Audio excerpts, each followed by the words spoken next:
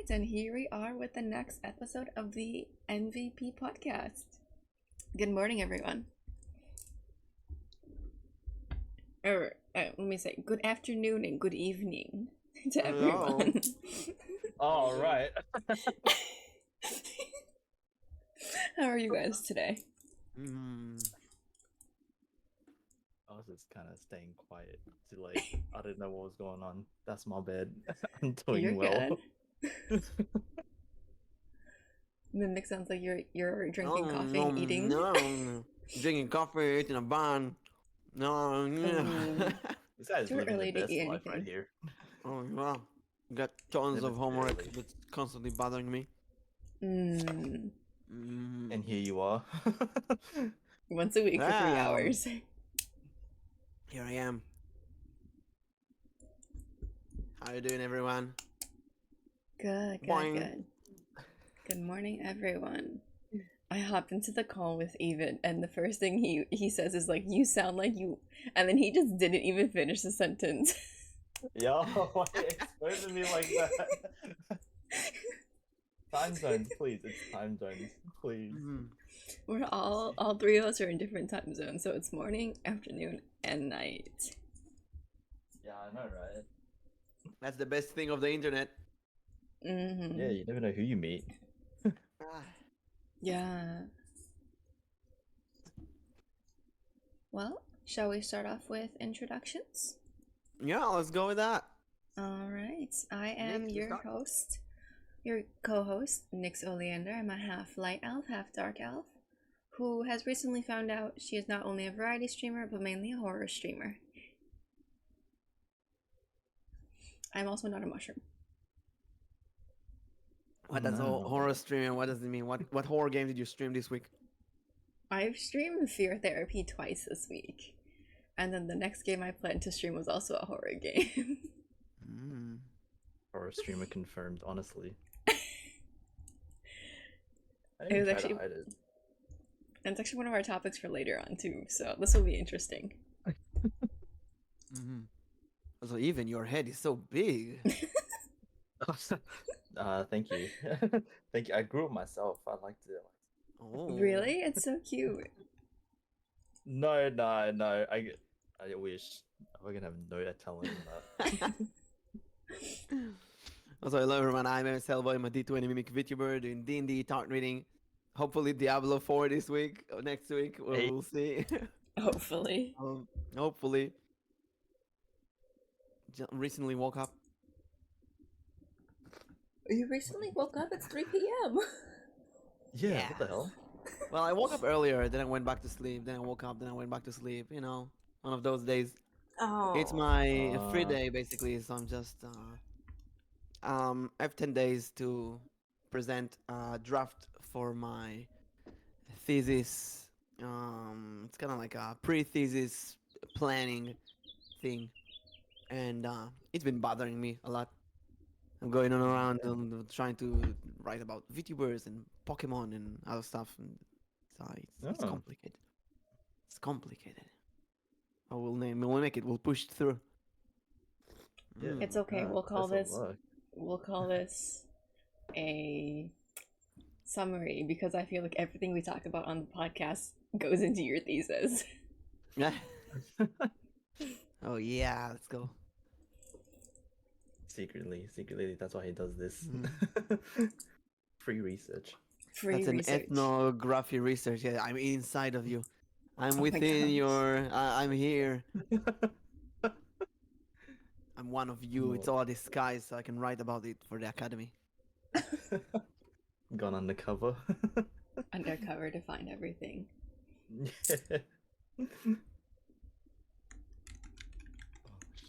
Wait, I gotta do my intro, huh? Hello, I am Evensquare on Twitch, but you can just call me Even.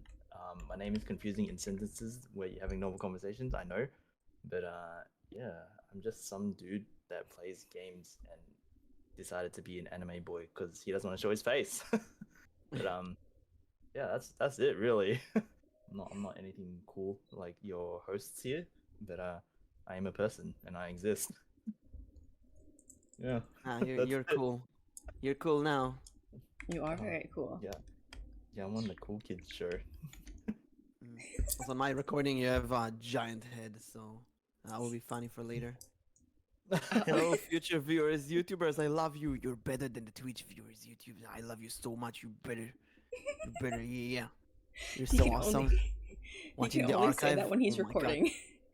Yeah. Look at you watching the archive and not live. That's amazing. I love you so much. Comment down below if you're watching this recording and not live. Wait, do the same on my channel actually. If you're watching this on YouTube, comment below that you're actually watching the VOD.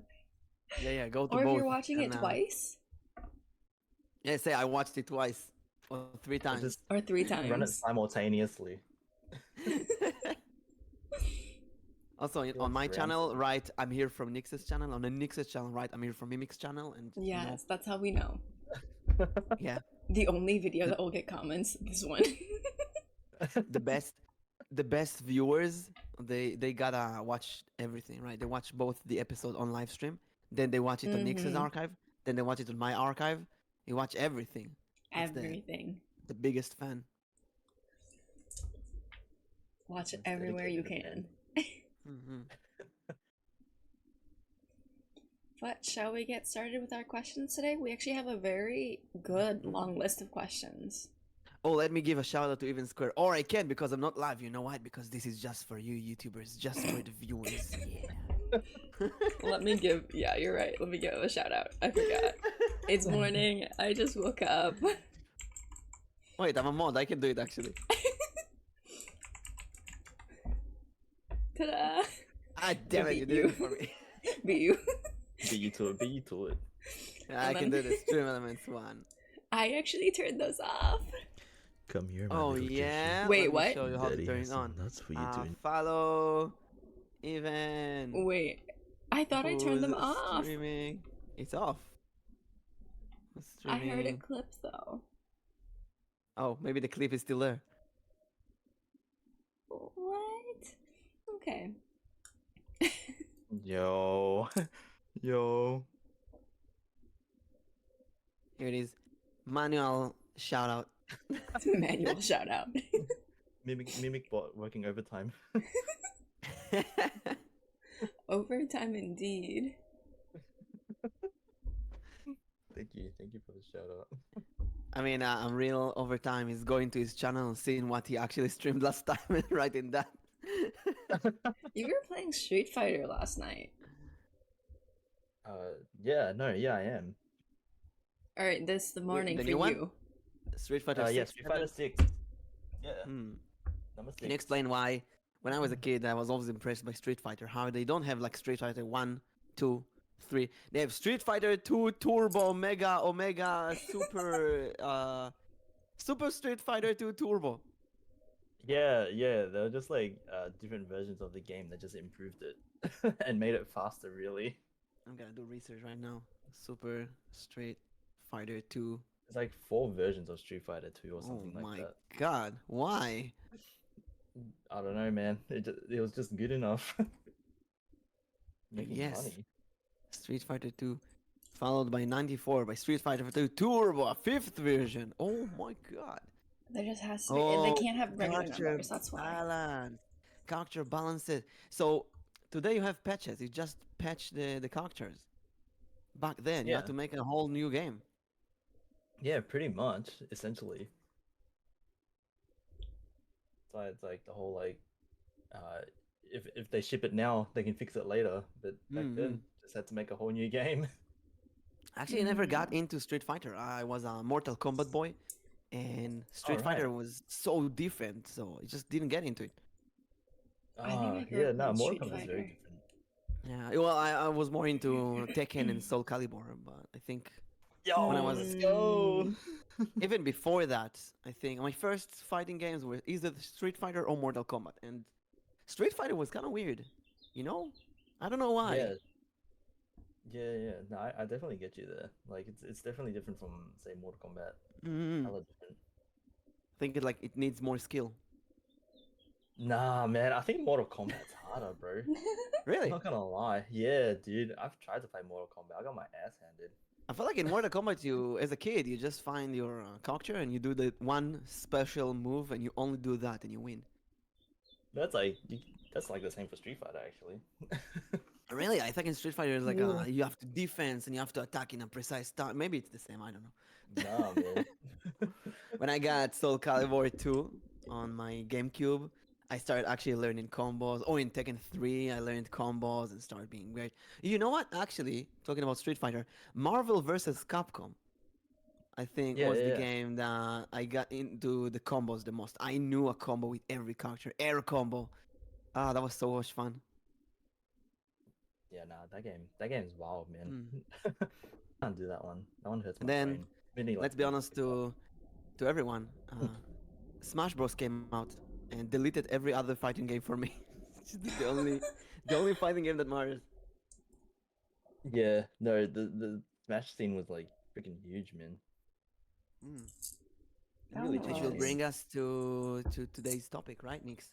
It does. So, the first question is, do you wait or do you hop on current trends? So, we were kind of talking about that. So, do you, well, not even just like game trends either. Do you hop on like any Twitch trends? Do you hop on any Twitter trends? Mm. Or do you wait? Actually, when I'm gonna celebrate a year of streaming on Wednesday, so it's a good time to look back at this year.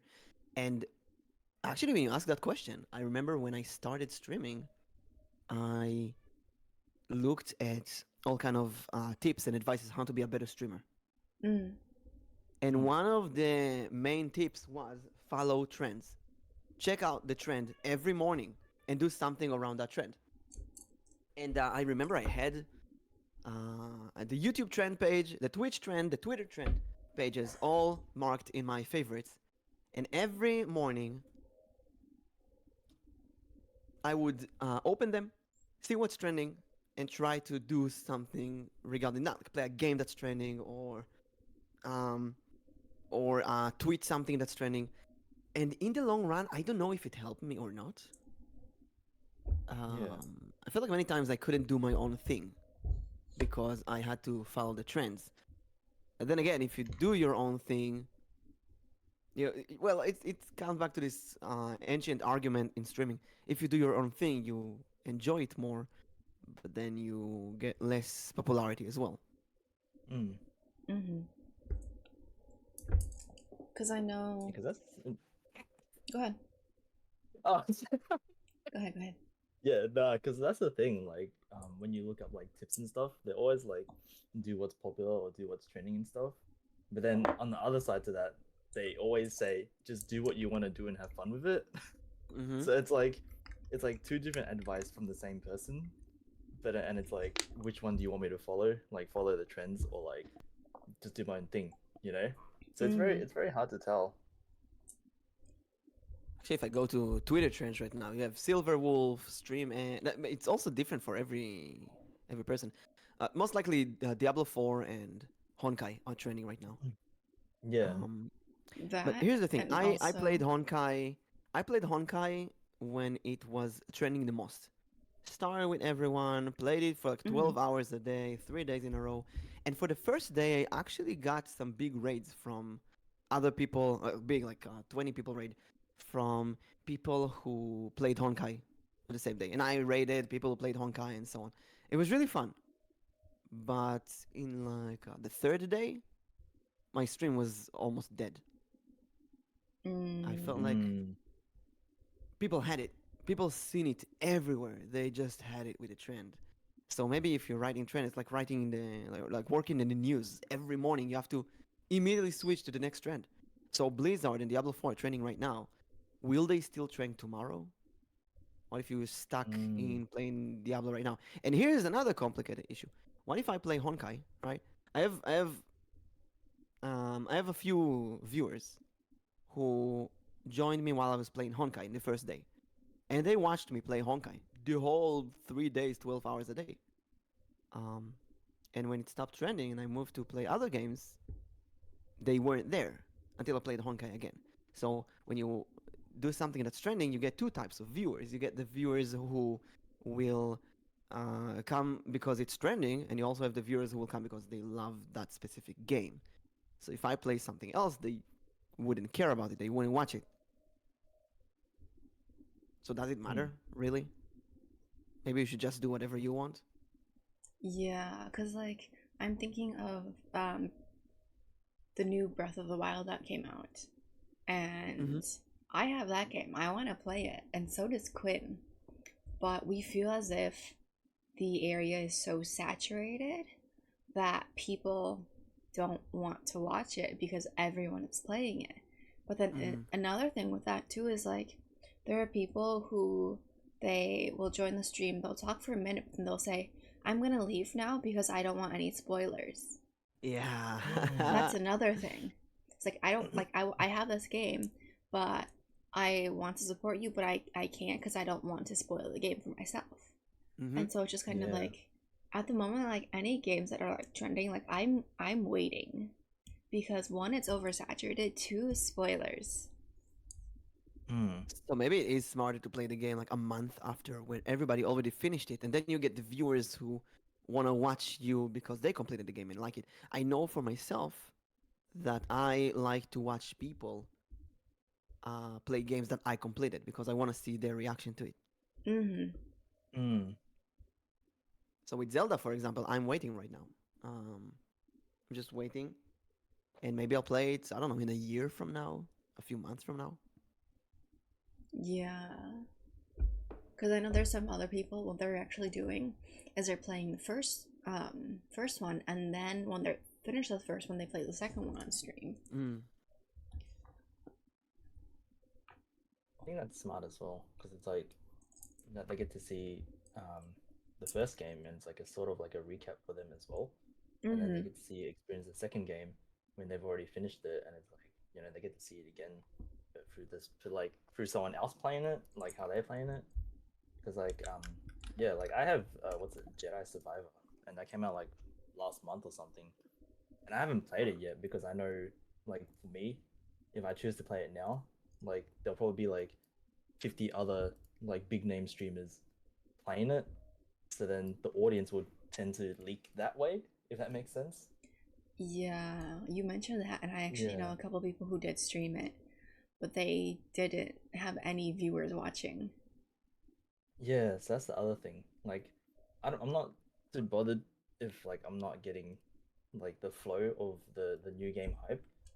It's just that, yeah, like you said, it sucks for me when someone comes and like says hello, and it's like I'm leaving now because I don't want spoilers, Yeah. and it's like, oh, hey, all right, goodbye, you know? Which game did I have that? I don't remember. Maybe in Honkai. Although with Honkai, I felt like spoilers don't really matter. Yeah. I remember playing a game. Maybe it was Honkai, and someone was like raiding me, and sorry, I gotta go. I don't want spoilers. And I was like, yeah, yeah, don't look. Or obviously, you don't want spoilers. Mm-hmm. Mm. I'm going back to this situation where do you just do that? Do you trend? Do you ride the trends as much as possible for the hope that you get some viewers who will like you? Because ideally, we want viewers that will like us, right? We're variety streamers. We Yeah. it wouldn't help for us if you get viewers who only want to watch Zelda or only want to watch Mm-hmm. League of Legends or any other game. Like Nyx, for example. If you get viewers who only like horror games, one day you want to change to a different game, what do? You're stuck with playing horror, you lose these viewers. So ideally, you want these viewers who are there for you and will Mm-hmm. watch no matter what you play. So what's the ideal way to get those viewers? Just open up to as many people as possible and hope to get those.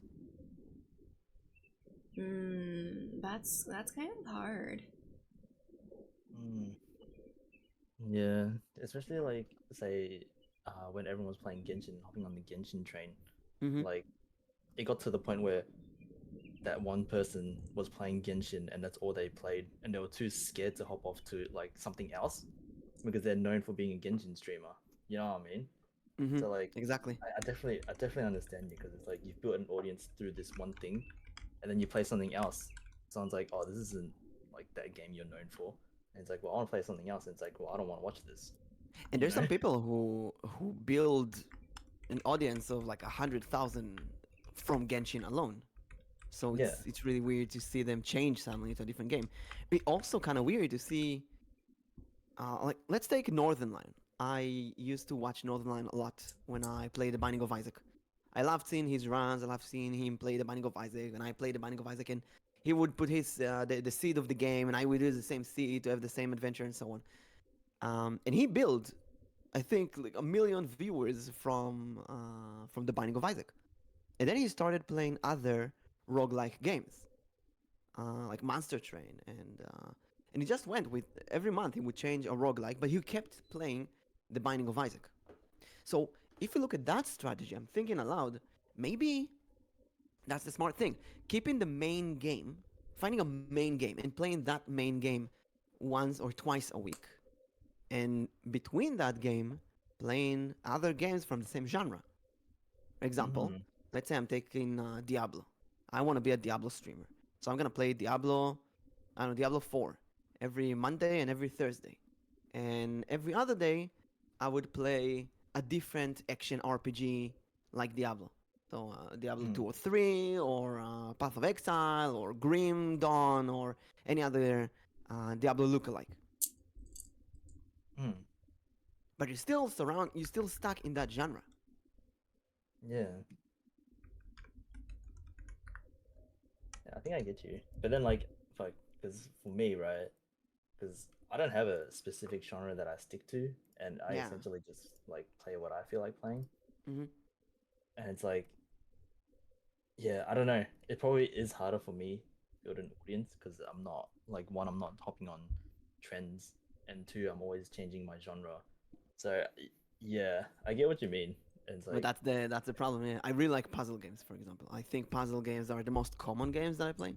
But every once in a while, I want to play an action game, like Diablo, The Binding of Isaac, and then I want to ride some trains, like Honkai. And it's like that's a variety streamer, right? You play whatever, and then I do D&D, and I do tarot readings, and D&D, tarot readings, this podcast, and games. These categories are so different. I got many viewers who come only when I play D&D. And I remember when way before I was a streamer, before COVID, when the world didn't have color, I remember watching this big D&D VTuber, not VTuber, streamer, and after a D&D session, everyone would leave and they would play a game. And I was sitting there and watching and thinking to myself, why would I want to watch you play a game? I came here to watch you do D&D with these people. Who cares about the after party?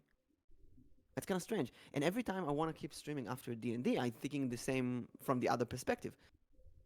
The people who watch me for D&D, they don't care if I play a game right now. They don't need that.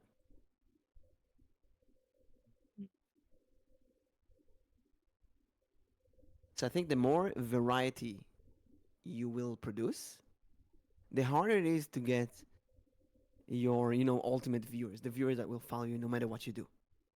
Like, take Anthony, for example, in chat. I think Anthony right now is my most dedicated viewer. Anthony will be there no matter what I do. Whether I do a feed stream, Diablo, D&D, Tower Reading, he's going to be there. So I can assume that Anthony is not here for the content, but for me. And I think everyone has that to say for like a few people who are in their streams, but for me, I know for sure, like, there's definitely been people who have come into my stream and have said, oh, I thought you were a horror streamer, I'm not playing a horror game, and then leaves. Oh, yeah.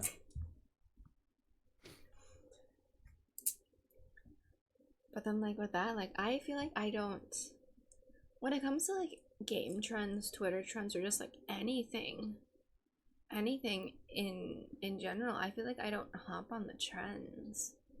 I don't know if it's because, like, I think I see them and I ask myself, like, why do I need to do this now? Like I think I look at it, and when it comes to like maybe like Twitter trends or like something on the lines of that, like I think I just kind of look at it and I'm just kind of like, okay, that's trending. Why does it matter to me? And then when it comes to games, like if it's something that I'm really interested in, like yeah, I'll play it. I might not play it on stream because like it's so, like we said, saturated to where it's just kind of like I don't feel like playing it on stream because one, spoilers, two, saturated. I'd rather just play it myself alone off stream first, and then when things die down, then hop on and play it on stream for the very beginning. Or Actually, that's what I'm sometimes, going through with Diablo 4 right now. I really want to buy the game and play it off stream. but then there's also that part of me where I'm just kind of like, well, I still want to wait to play it because I want to have genuine reactions when I play the game. So it's like, it's a 50-50 of like, do I want to wait to play it? Do I want to play it off stream and then replay it on stream? I feel there's a lot to it when it comes to like games that are trending. Yeah. Like I definitely remember like when Breath of the Wild came out, how everyone was like the only thing that you would see in, for me at least, for Twitch, was just everyone playing it. I mean, you still have people playing it right now, but it's a lot less. You still see Honkai everywhere. But I think each section has died down a little bit, but not enough for you to like go and play it. Yeah, Honkai and Genshin are still very, very popular. Yeah. And it seems like they're not going anywhere. Yeah, because I think it's like it's always getting updated and there's always something new. Where say like a year later, it's like, oh, now we're getting a new like Breath of the Wild update, you know? Yeah. By then, that's when the popularity comes back, and it's like, oh shit, like do I have to play it now, you know? Also, there's the case of I feel like Genshin and Honkai are more suited to VTubers because they're anime games than let's say Diablo, which is a more realistic game. I really feel that when I play Diablo, that I get I don't know. It's like the viewers are different. When I play Yu-Gi-Oh or Honkai, which are which are anime games, I get more genuine viewers, I feel. And with more realistic games like Diablo, I don't. And I tried. This is what I plan to do with Diablo. I'll play with a camera, because I want to test if that's the thing. People who look for Diablo gameplay don't care for VTubers, so maybe why even bother? You know? Yeah. Then again, it goes back to do whatever you feel like.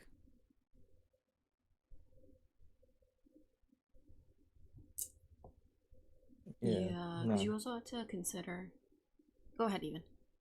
Oh no! Like I was gonna say, because like I think I definitely get that because of the style of the game. It's just like catered towards people where like I guess Westerners are more inclined to watch like, you know, like your Mortal Kombats and like your Diablos, and then you've got the Eastern where it's like, yeah, like I guess the Eastern and like people who are into anime will more likely already be in that fan base of like anime games, so then they'll probably more likely to click on a VTuber playing Genshin compared to a VTuber playing Diablo. Yeah. You know? Oh, I didn't even think about that. Like it really, like region wise makes a difference as well. Yeah.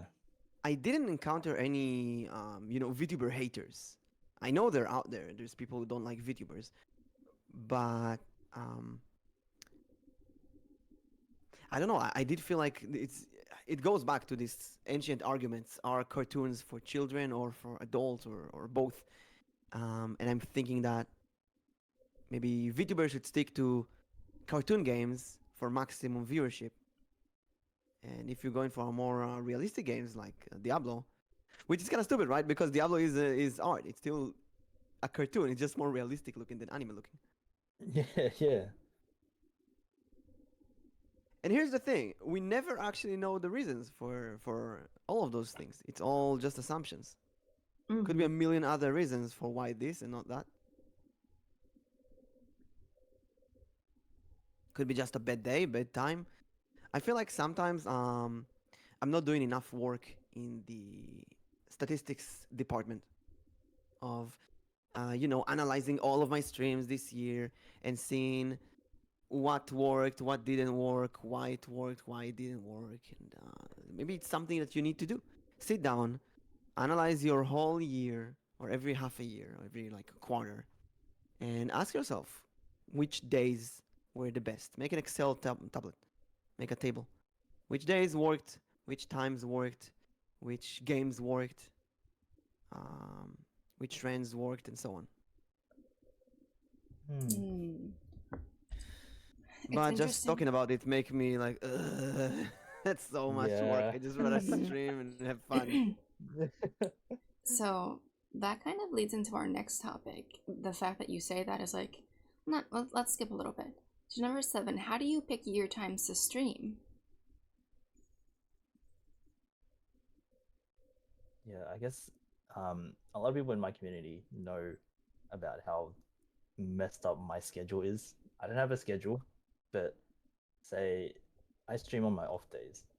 So Friday is my off day, and then they already know me for this, but I'll stream in the morning, and it'll be like a short few hour period of like rest, and then I am streaming again from like say 10 to 3 in the morning, and then I go to sleep, and I wake back up after like 5 hours, and I'm streaming again.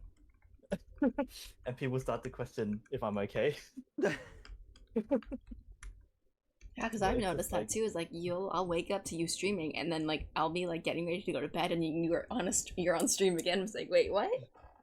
yeah, yeah, exactly. Like they know me for that, and it's just like, um, for me, I don't know when the best time for me to stream is, but the best time for me is when I'm not working, or if I don't have work the next day, and then I'll stream. And like I guess I don't really take in consideration my audience, because it's like if they're there, they're there. If they're not, then it's like whatever for me. But yeah, time zones and trying to figure out the audience. I kind of know, but at the same time, it's like it doesn't affect when I want to stream, if that makes sense. Hmm. Yeah. I've been playing around with 2 times. I knew that I want to stream afternoon because in real life I've been doing D&D clubs. It was always afternoon. So when I started streaming, I wanted consistency. I know that consistency is probably the most important thing. If you're consistent enough, you will break.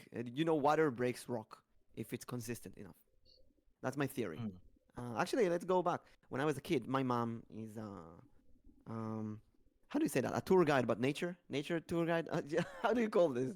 Um, Not a tour guide. Oh, How do you call the people who Environmental. environment? I guess it's like a Uh, name. Yeah. yeah, it's like a nature tour guide. I don't know if you have that. Actually, I don't Nature know if you have guide? that in America. I don't know. Maybe it's an Israeli thing. So, um, she basically she goes out and explore the land and go to desert and nature and the forest and whatever. And she have groups that she takes with her and so on. She doesn't do that today, but I used to follow her when I was a kid to all these weird caves and forests and jungles and stuff. Um, oh, no, not jungles. We don't have jungles in Israel, but all kind of lands, mostly caves. And I remember this story repeating. We look at there like a hole in the ground in a cave, and she would ask the group what did that hole, and nobody knows. And then she shows us the ceiling, and you see a drip of water, a small drip of water, like every I don't know, 3 minutes there's one drop. And she says this has been dripping for years, and the water dig through the rock, and it's unbelievable to think about it. Even now, I think about water dig through rock. That's unbelievable. Over the years, I got the anime, a squirrel using water gun, and it's so strong that it explodes the rock or whatever. And then you see tsunamis. Only recently, actually, we got good camera shots of tsunamis and other unfortunate events because everyone has a camera right now in their pocket. So you see the strength of something that you assume is really, really weak. So whatever I'm trying to say is that consistency is the most important thing. So I went with 1 hour, like 5 p.m. my time every single day. And then I started changing around to see if it works better than other times. So I want to see mornings. How's the morning stream? How's like 12 p.m.? Um, Surprisingly, I think the 12 p.m. the morning streams did better. But you also had to consider raids and other people who stream at the same time. Like for example, whenever I stream and I see one of my friends stream at the same time, I feel bad, because our audience split in half and so on. Mm-hmm. And we kind of sometimes I like see Arrow stream at the evening. We stream at the same time roughly, and I'm thinking maybe I shouldn't stream today. Maybe I'll stream in like 1 hour from now. So I'll hang out in Arrow stream and then I'll stream an hour later, because we share the same viewers, and it's both I will steal some of his viewers and I will lose some of my potential viewers because they're in his stream right now. It's kind of stupid that my streaming time is affected by other streamers as well. And right now, for example, Iron Mouse is doing Sabathon. So she's live with 7,000 viewers right now, and she's gonna be live for I don't know a month or something. And I don't know how many of my viewers watch Iron Mouse. I have no idea, but it's all kind of small considerations that you need. And then again, there's Game Done Quick, AGDQ, SGDQ. Sorry, Summer Games Done Quick, which actually connects to what I wanted to say earlier. That they play a series of games. A cool concept to follow trends and pick your streaming time could be just stream the game that SGDQ is streaming right now. So right now they play Saga Frontier. Quickly get Saga Frontier and play it at the same time, and you might get some viewers who want to see someone react to that game live. That's a cool strategy. You should try next time. They publish the schedule like a month before the event. Just get all the games on the schedule and sit there and play the same games at the same time. People see the category. If you go to categories on Twitch right now, you see 40,000 people watching Saga Frontier out of nowhere. People go in and say, "Wow, what's this game about?" And then they will see Games Done Quick and you. So maybe some people will check it out. But it comes back to the same argument we had earlier. Your streaming time, is it dictated by you or by other outside events? Yeah, because I feel like even with me, like I have tried so many different times, and I think my chat can attest to that. Because I've the earliest I have ever streamed, I believe, is 5 in the morning, and honestly, it was a good turnaround. Surprisingly, a lot of people were there. I did not expect it to have anyone there because it was so early, but then you have to consider like the different time zones, who's awake, who isn't awake, what are people doing around the world, and it's just kind of like it's an interesting thing to think about. What time is it at your place in comparison to other places? Because then like when I stream midday, so midday for me is about 2 p.m. That's when I will normally do a stream. If I do a stream in the afternoon, it's gonna be about 2 p.m. I feel like I get a good amount of views, but then I'm also getting people who are asleep halfway across the world or who are getting ready for bed. But then I also have the people who in the States are at work. And so it's just kind of like, I feel like when I stream midday, it's really a hit or miss. But then people at work who can watch the stream or people who can't watch the stream? Yeah, there's people who will watch but they can't listen. So they'll just be lurking. And then there's people who can't watch at all. And then when I stream at night, I feel like I miss a whole group of people because everyone is asleep. Because I tend to stream at a time where people in the EU are asleep and people in Asia or the AU are just waking up, or it's so early that they're just in bed and they don't want to do anything. It's such an interesting time. And so I feel like it's so hard for me specifically to find a time that works, that accommodates for everyone. And so I know that it's not possible to accommodate for everyone. Though I have made changes to allow for everyone to at least like watch one stream of mine. So like one thing that I do now out of recommendation is like, not only do I put my time zone, I put UTC time zone as well. So that anyone who who understands the UTC, which I don't, can look at it and easily adjust. And so that's helped so far. And then another thing I do is I have streams at different times in the week.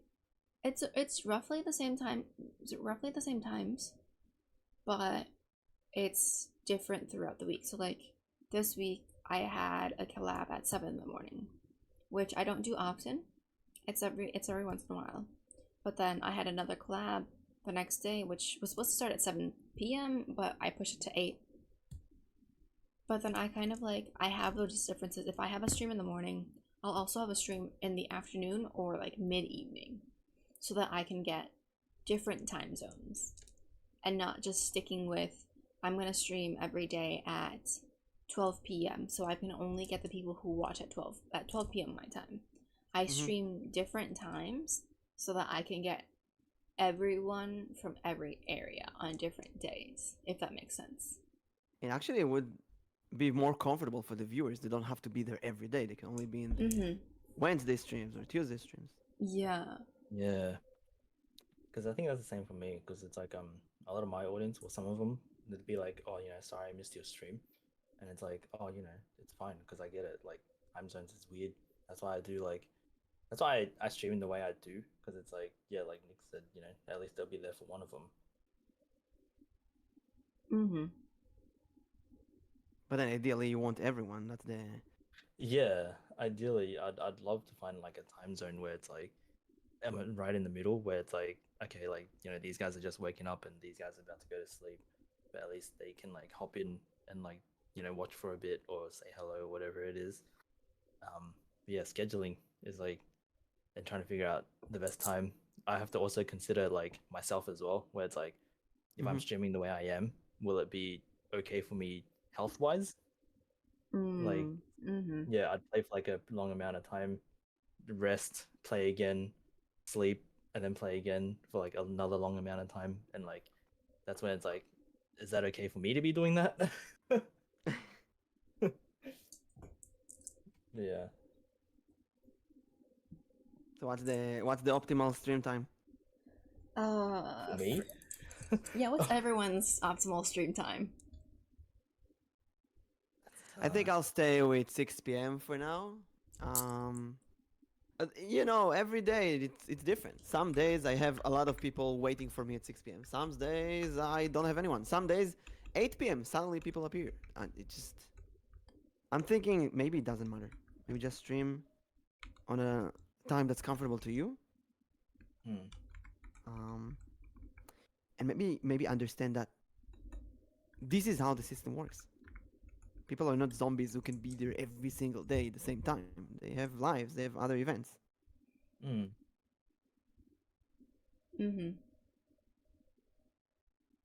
for me, I don't think there is like a real optimal stream time for me. I think it's more like optimal stream days, because like for me, anytime works for anyone, and if they're there, they're there, and if they're not, they're not. But there would be some days where, let's just say it's Monday, and then there'll be more people there, and then I do the same thing on like Wednesday, and then now no one's there, but I'm playing the same thing, and it's like that also. Yeah, that's also like something that I consider when it comes to streaming days as well. But yeah, it's hard for me to say what my optimal time is because I stream at the weirdest times. Yeah, for me, I feel like I wouldn't say like there's like an optimal time. I think it's really if I have a stream in the morning, I'm going to have a stream at night another day. Mm. Yeah, Basically, the best of both worlds of you have one stream at this time, and for the people who couldn't make it, you have another stream for those people. yeah, yeah. I think I'd be kind of on that same boat as well. If we look at the whole world, ideally, you should stream at around 4 p.m.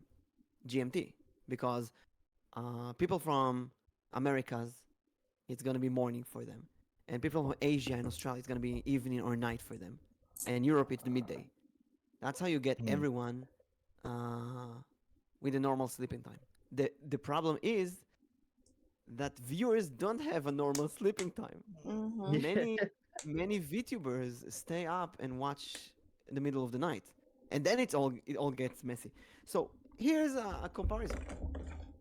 Um, if you stream midday, noon, you will get people who more work people, maybe more viewers. That's for me at least.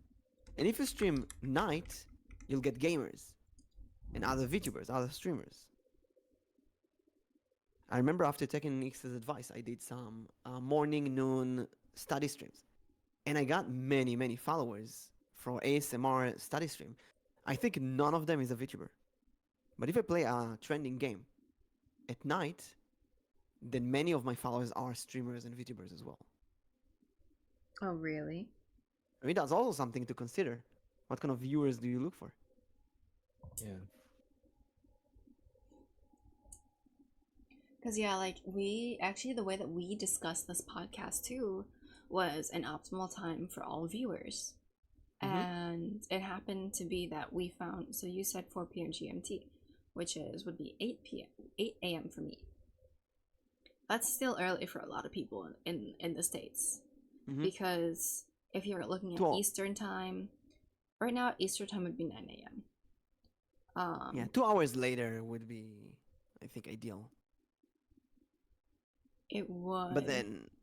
But then you have people from Australia. For them, it's like 2 a.m. 2 a.m.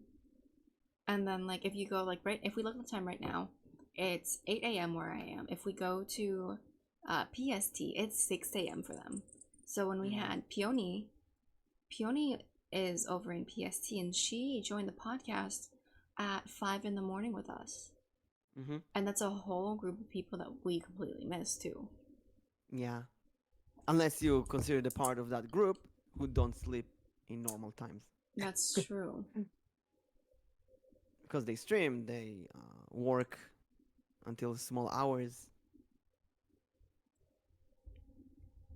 Mm-hmm. So going back to my rock and water analogy, I think the best is to ignore the grass on the other side of the fence. Choose Mm. one time and stream every day on that time like a television show, like TV. Yeah.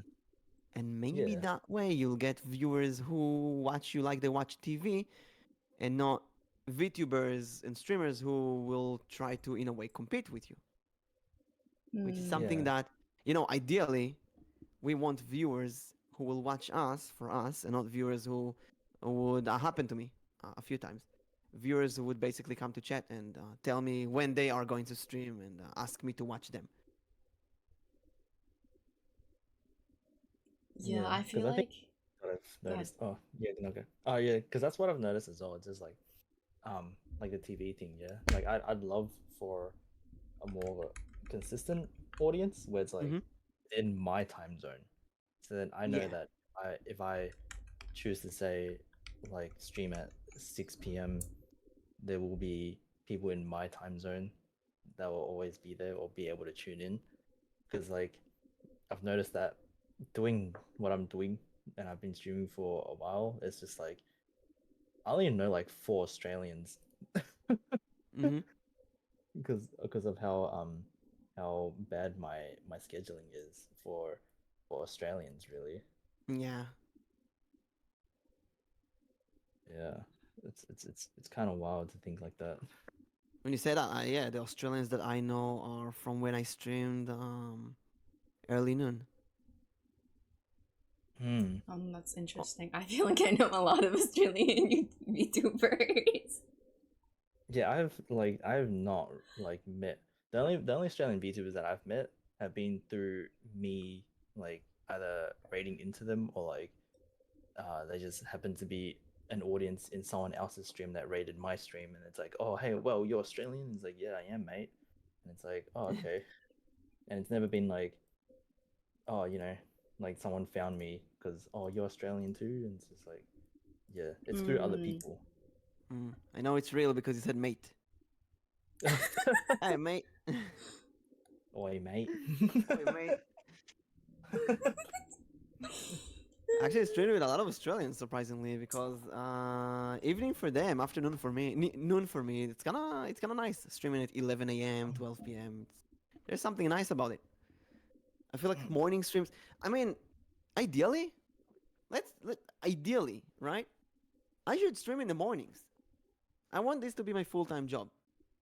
Wake up, let's say 8 a.m., take a small shower, eat a good breakfast, and stream from 9 a.m. to, I don't know, 3, 4, and then raid one of the afternoon people. That makes so much more sense than streaming in the evening. But maybe you should be, like a chaotic consistent. So chaotic consistent would be every day you stream at a different time. Let's say 3 days a week you stream in the noon, 3 days in the evening, and then the viewers will know which days they have you, and then you make sure to stream the same games in the same days. So if I play Honkai on Mondays, then I play only Honkai. Then I only play Honkai on those days. I don't suddenly switch Honkai to evenings, so people can watch that. And that's like being two streamers at the same time.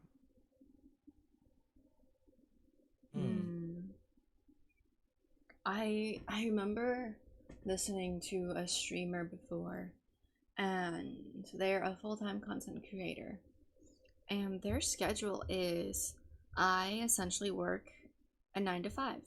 I start streaming at 9 and I end at 5, and I don't ever stream outside of those hours because I still have my own life. I still have things I want to do, and there's other things that also have priority. So I will never stream outside of my quote-unquote working hours. That's really smart. That's really, really smart. And so that made me like what you said reminded me of that. And it's just kind of like, if you, I know we've talked about like not treating streaming as a job, but I think it's different when you want it to be your full-time career. I think when you want to treat it as your full-time career, looking at it like a full-time job, a 9 to 5, an 8 to 4, whatever it might be, is what you should be doing. So to talk about yes or no? Yes. No. Maybe. Let's ask ChatGPT. I'm a VTuber trying to reach out as many people as possible. I'm a VTuber based in Europe. When should I stream if I want to stream 6 times a week? Make my daily schedule. Let's see what he writes. Creating a consistent streaming schedule is essential for reaching out. Maximize to max your audience. Based on the information provided, here's a daily streaming schedule for 6 days a week. Monday, stream from 10 a.m. to 12 p.m.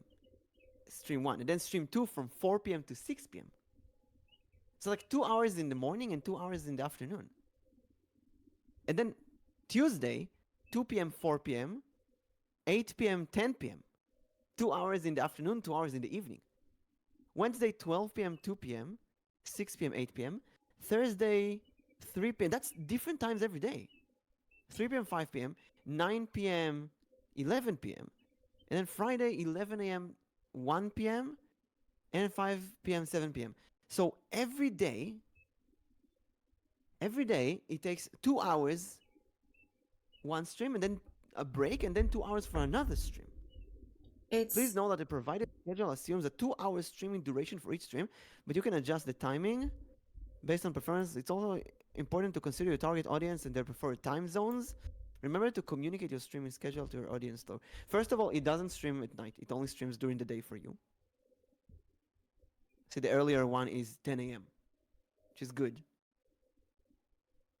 Um, it spreads across the whole European day, which is the early morning for Americans and evening night for Asians. But it does something really unique here, where it takes two streams of 2 hours every day in different times. I And think while it's we've been doing talking, that. I went to Takanashi Kiara, the whole live VTuber, and I'm looking at her schedule, and it's different times every day. Monday, 6 p.m. Okay, let's go with Japanese time. 1 a.m. Japanese JST. Wednesday, 9 p.m. JST. Thursday, 3 a.m. JST. Friday, 11 p.m. JST. And then Sunday, 10 p.m. JST. It seems like a difference of 1 hour every day. That's interesting though.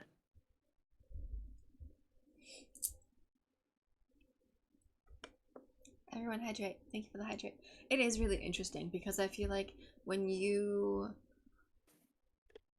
adjust it by an hour, you're getting people who, well, because like if you think about it too, like no one stays exactly the same. Some days you get to have a break earlier, some days you get to have a break later, some days you get ready for bed earlier and later. And so I think that's also adjusting for those who have schedules that are kind of changing daily. You're still streaming within like a targeted time frame. It's not like the difference is by like 5 or 6 hours. It's still within like a 1 to 3 hour frame, which is like had you started streaming like an hour earlier, you still would be streaming now. I asked ChatGPT about it, and he says a really good point. You can stream every day from let's say 3 p.m. to 5 p.m. With this schedule, fixed slot will allow audience to plan and adjust their schedule accordingly, increasing the likelihood of regulars. However, it's worth considering that not all viewers will be available at the same time every day due to different time zones, work schedule, personal commitment. By alternating between two time slots, as mentioned in the previous response, you can potentially reach a wider audience by accommodating different time zones or allowing viewers with varying schedule to catch your streams on different days. Ultimately, the choice is between specific circumstances and the preferences of your target audience. You can experiment with both. I really want to try this. Try it. Why not? Yeah, we'll let Mimic be the test subject. Yeah. Is it okay? Let's talk about this for a moment. Longer stream versus shorter streams, because you do longer streams. Naturally, you keep raiders. Let's say I got a 30 people raid suddenly, and my stream is only 2 hours long. I feel like it's a waste. But then again, longer streams, like 12-hour streams, are not very successful usually. Shorter streams like 2 hours D&D session are much better. I think on the sides of that is like longer streams make sense if it's like themed or something, or like a celebration. Whereas like the shorter streams is probably smarter because it's like hanging out, right? Like I see you for a bit, and then it's like, oh, when's the next time I'm gonna see you? You know? Like I'm thinking, let's say even more. Let's say even you stream right now for 1 hour, 2 hour. I can say, oh no, it's only a short stream. I'll be here for the whole time. But if you stream for like 8 hours or you do a subathon of 1 week, I definitely would be too overwhelming. I can't be there the whole time. So just come and say hi every once in a while. Yeah. Because then it's like, oh yeah, I can come to that subathon, and like your subathon's gone for like a whole week, It's like, all right, like it for me personally, it's like I can come in whenever during that week and you'll still be streaming, you know? Mm-hmm. So yeah, it's just like if I want to sit down and watch for a while, then like sure I won't be there day 1 or 2, but I'll be there in like day 3 or 4, and then the other days I'll just say hello real quick, and it's just like I don't know, I couldn't sit down for that long myself and just like be watching the same person when there's like say like Iron Mouse is doing a subathon, but then one of you guys is like doing a short stream. Mm-hmm. Like because she's streaming for much longer, I'll probably go to one of you guys and like hang out there instead. Yeah, because it's like a special event. It's a short stream. You know, Yeah. and actually I've seen that with D&D streams. I remember a few times where I had a game stream, and then I would take a break and start a new stream with D&D. And D&D is usually shorter. It's like 1 hour, 2 hours, and that would be much more popular because like a special event. It's a smaller stream. Hmm. Also, people get the announcement again that you're streaming, that you're live. And you know what? I'm thinking I'm gonna waste the viewers. I'm gonna waste the lurkers. The lurkers will be gone. You get lurkers from raids, they will be gone. But you get new people, and you get to raid someone else and create more connections. You know what? Hmm. I'm taking it upon myself. Uh, I'm gonna build my schedule for next week. Like ChatGPT said, 2 streams of like 2 hours every day, and we'll see how it goes.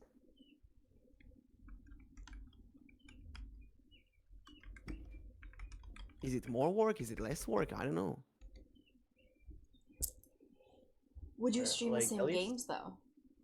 yeah. I guess Yeah. I'll try out different games, or I do different events. I mean, yeah, up until now, I used to do like 2 or 3 things on one stream. I just start a new recording every time, change the category, and keep streaming. Why not start the stream, take a 2 3 hour break, and then start a new stream? So do like a morning stream, evening stream. Maybe it's smarter. I don't know. Maybe ChatGPT has a point here. I think with that too, it's also considering like your mental and physical health. Mm-hmm. Because I, and everyone knows this, I cannot stream longer than 4, maybe 5 hours. I'm really pushing it when I hit like that 4.5 hour mark. And for me, it's just because like, I think one, just looking at the screen too long, even though I look at the screen for my job. And just two, just kind of like sitting in place without moving, the constant talking and like reacting to the game, talking to chat, it takes a lot out of you both mentally and physically, which is why like I can't stream longer than like 4 or 5 hours. I've hit 5 hours and the next day I was just completely drained. Like I was so tired. I had to reschedule a collab because I was just so I couldn't. And so I think chat GPT is like kind of like also looking out for like how long are you able to stream for? Like are you burning yourself out? Are you pushing until you can't anymore? Let's change that by fixing up your schedule. You can stream for the same amount of time, but just in multiple increments throughout the day. Yeah, and it didn't write any streams like 1 a.m., 2 a.m. It's only during the day, normal working hours.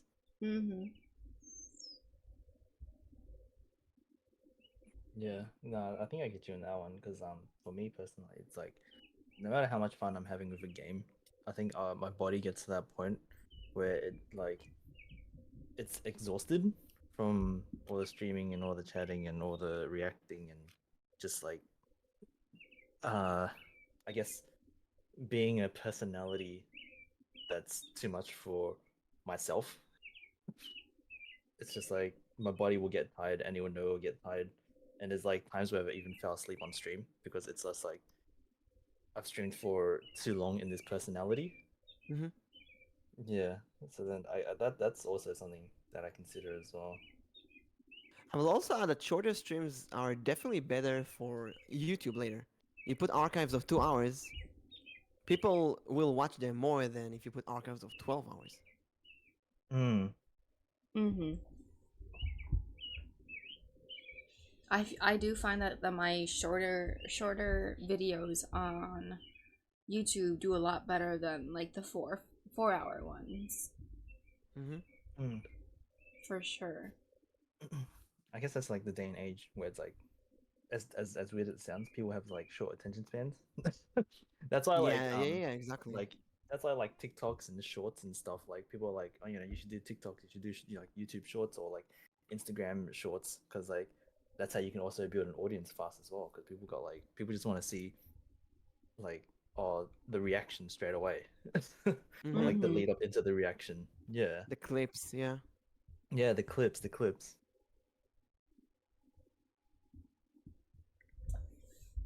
I think that one also leads nicely into our next topic. Look at that. The flow's so crazy. Yeah. So we're, we're gonna we're professionals. let's see. Which one? Which number? I'm looking. Roll the dice. It's a 20. Number 8. What other platforms do you use? So, do you use any other platforms to promote yourself? Are you consistent with it?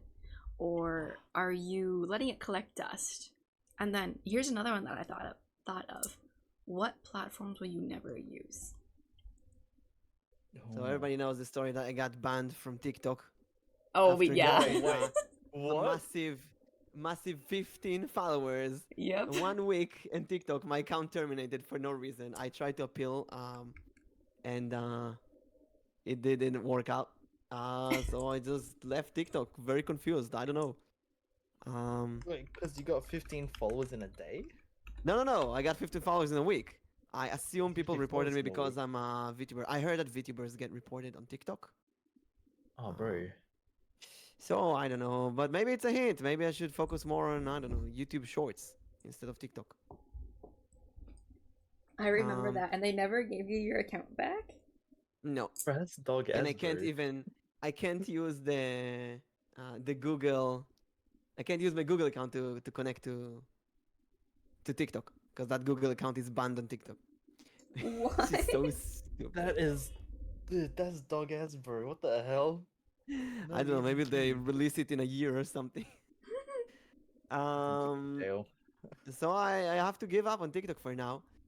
Then there's when I started a year ago, I used to upload a lot of clips and shorts on YouTube.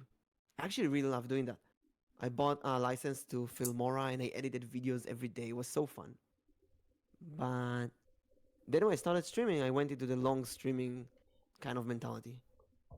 Hmm. And I feel like Twitch and Twitter are the only platforms I actually use on a daily basis. I upload stupid posts on Twitter and stream on Twitch. And I kind of want to um, I want to get a better, stronger community on Discord. I see that a strong community in Discord really follows you on streaming on Twitch, and for some reason I Send can't. I don't know why. notifications, man. Yeah, again, in a personal connection with the streamer outside of streaming, and then you follow them on stream. It's your friend, and so I just can't do it. I don't know why it doesn't work for me. Hmm. Maybe because I'm not a hot girl.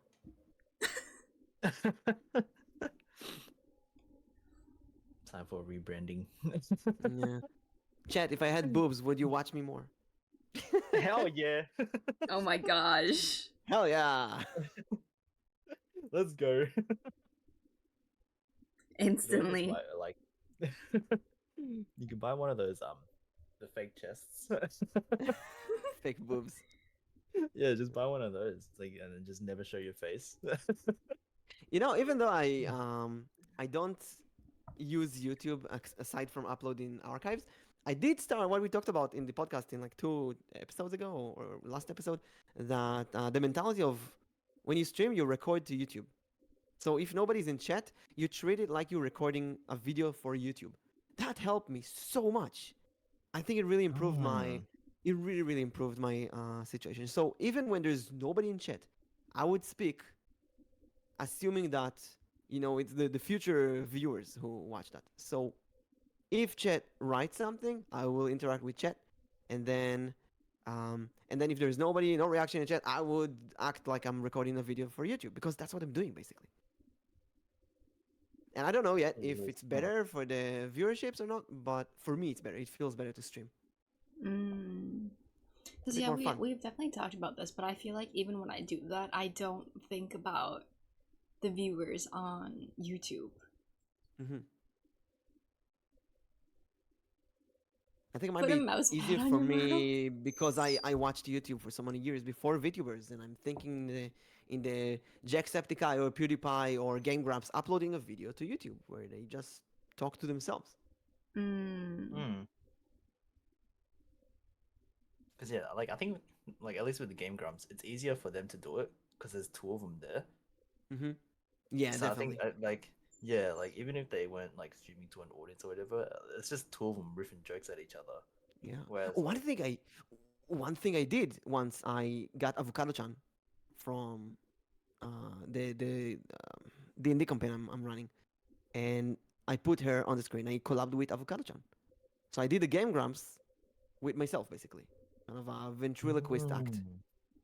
And that was phenomenal. I got so many people interacting with the chat. That was so much fun. Yeah. It was hella exhausting though. I bet. I'd imagine so. You have to be two people. Yeah. And you speak non-stop basically. Yeah. So you have to consider all of that too. It's like how much more effort you have to put into to talk to future viewers.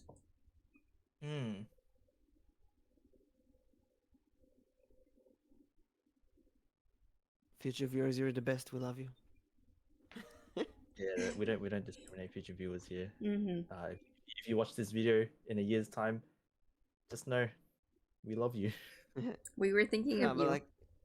Like even started to say, like Jacksepticeye or Markiplier or PewDiePie, they recorded videos for years for themselves, nobody watching, and then they upload them. Or like Arrow said before to me, the only viewer that you have is your editor, which might be you. Yeah. Yeah, I mean, if you can entertain yourself, then surely you can entertain other people, right? Yeah, exactly. So just make it good for editing, and then ideally you edit it and upload the edited video of 10 minutes of your whole stream for YouTube. And Ironmans is doing that, and Janus is doing that, and it works. Yeah, because it cuts out all the fluff, and like, let's just say, like, because even some streamers that I watch, I don't watch their streams, but I watch their cut down YouTube videos because it's like, I sometimes with some people I'd rather just get to the fun stuff and cut all the fluff out, where it's like, oh, I'm playing Elden Rings and it's like I died, so I'm running from this place to that place. I don't want to see them do that. I just want to see them fight that monster or that boss instead of doing that running every time they die, and it's like, oh, bro, I kind of sees, man. It's just like, I guess that's where other platforms shine, where it's like, all right, like someone said a funny joke and he got a lot of reactions. All right, I'm gonna turn that into a clip, turn that into a short, upload that on TikTok, Instagram, YouTube Shorts, and all that. Or it's like, all right, they want to see like what happened, like leading up to that, and it's like, all right, I do a cut down video, and I put it on YouTube or like Vimeo if you use that. I don't know. Vimeo. Never heard of that. What? It's like it's a website. It exists. It exists. Another YouTube. It exists. But I guess that's where like other platforms help. But it's just like now it's like I'm streaming, and then like I also have to consider editing and stuff later, and it's like I don't want to stream for like, let's say 5 hours and then break and then go to editing. Then it starts to, I don't know, if you put in the effort, obviously then like it pays out. But it's just like, yeah, that's like, for me, that's like, it's a lot of effort. Yeah, it becomes a lot over time to use other platforms where like I get it. That's like the good thing about viewers viewers, you guys are amazing. Then when you guys make clips, then it's like I can use those clips now to make content on other platforms. Mm-hmm. Yeah. The clips are really really helpful. Yeah, so we love you, future viewers, current viewers, and past viewers. You are very much appreciated.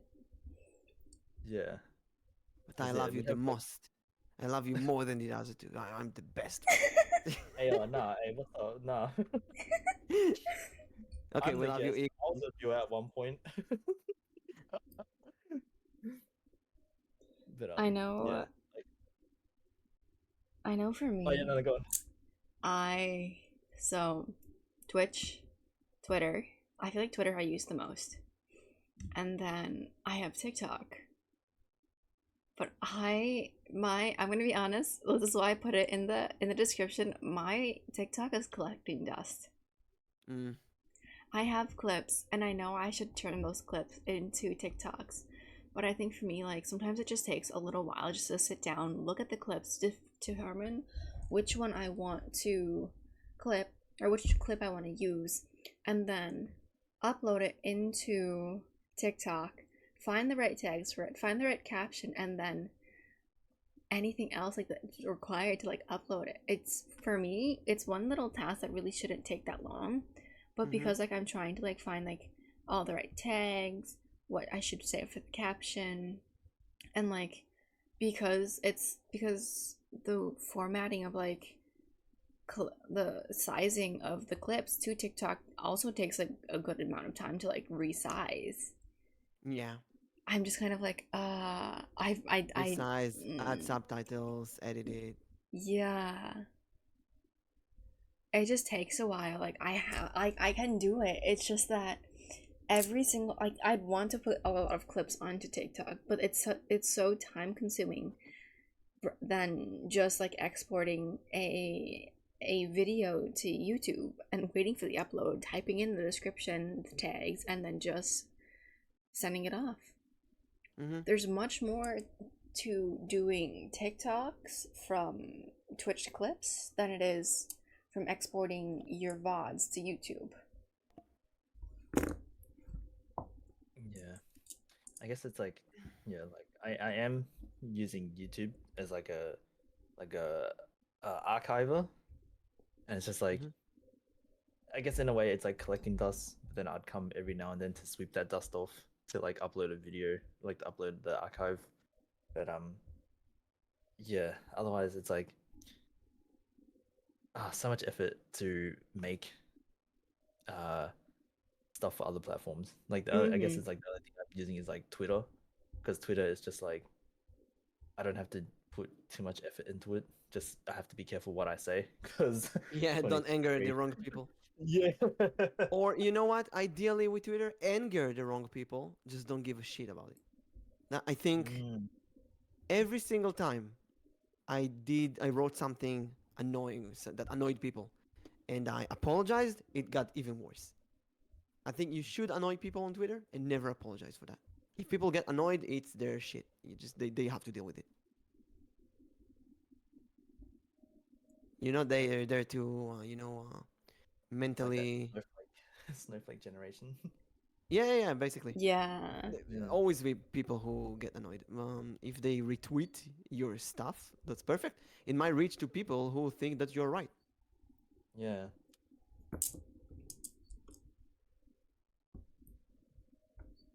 What is one platform, regardless if you've been banned on it or not, what is one platform you guys would never use? TikTok. TikTok? TikTok. Yeah, I'm never gonna use TikTok, because if I say do use TikTok, I feel like if I blow up on TikTok and build an audience, it's gonna be the Zoomer generation, and I don't need them. I see what you mean. No offense to the Zoomers, like I don't have anything to offend with the Zoomers. It's just like the Zoomers are very easily offendable, and like like half the shit I say, I don't really filter myself sometimes, and like I don't need that. You know, I'll say something that I might change my mind later, but other people's Discord servers.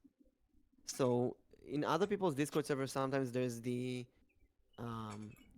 self-publishing channel where you go and write when you start streaming. And I'm thinking to myself, why would anyone go to my stream from someone else's Discord server? That's kind of weird. Yeah. And I feel like this Yeah. will make me be built on other people's audience, which I've done for many months now with collabing. And I don't know how many real viewers I got from collabs. You get temporary one, but you don't get people like Anton or Coco. They came to me when I was streaming or through a raid. They didn't come from a collab, so it's more rare to get that kind of people. Yeah. I Yeah, I feel never like, thought about that. yeah. Do you guys ever just like wonder where half of your viewers come from? If they've come from a raid, or if they've come from like they found you on the recommended, or they somehow just instantly found. I'm always so curious about how some people find my channel. I wish I could click on someone and it would say where they come from. Yeah. Yeah. That's something I wish I could do as well. Just like give me the history for a quick second and like show me how they got to me. Yeah, Like that's I use all I my wanna know. memory. Usually memory. Or Mimic, you know what you should do? On the day that you're 1 year, you should just ask everyone, how did you find me? Mimic is our test subject. It's just like, oh Mimic, I have this idea for you, man. Like you should do this. Just on your 1 year, just ask everyone, if you guys remember, tell me how you found me. I gotta say though, I'm trying to build this schedule like ChatGPT said, and it's almost impossible. I can't. It is so complicated to do that because it's like it breaks my mind. It means that I need shorter streams. I need to put streams in the morning. I need to put. I can't. Like I see the journey down. It's gonna be 4 hours. I can't do that 2 hours. I can split it into 2 streams. One stream 2 hours. Next week 2 hours. But my gamer instinct wants to complete the game in one sitting.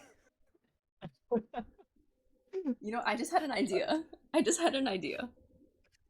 Instead of asking on Twitch, I'm gonna go ask on Twitter, how did everyone find us? Yeah, Twitter is great for that.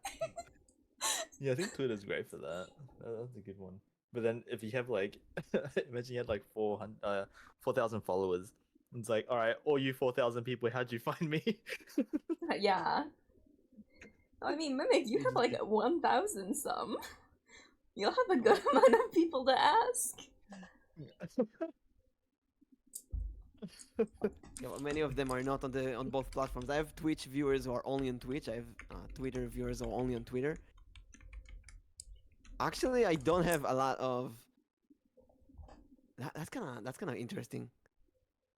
The only people that follow me both on Twitter and Twitch are other streamers. Mm. When I think about it. I think that's a common thing as well. It's like, Yeah. like other streamers will follow you on both platforms because it's just like, I don't know. For me, if it's like, say, if it was you or Nyx that followed me on Twitter, then I'm more likely to stalk your profile because it's like, oh, I think they're a streamer, and then I'll follow your stream, or like the other way around. It's like, oh, this person followed me on Twitter, on Twitch, and I'm gonna stalk them, and they have a Twitter. I'm gonna follow them on Twitter too to see what's going on with their life, In a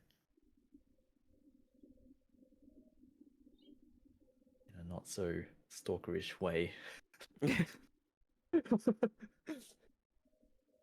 Be a Not so stalker, it's okay. stalkerish way.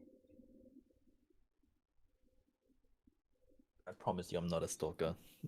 I just want to know what's going on with your life.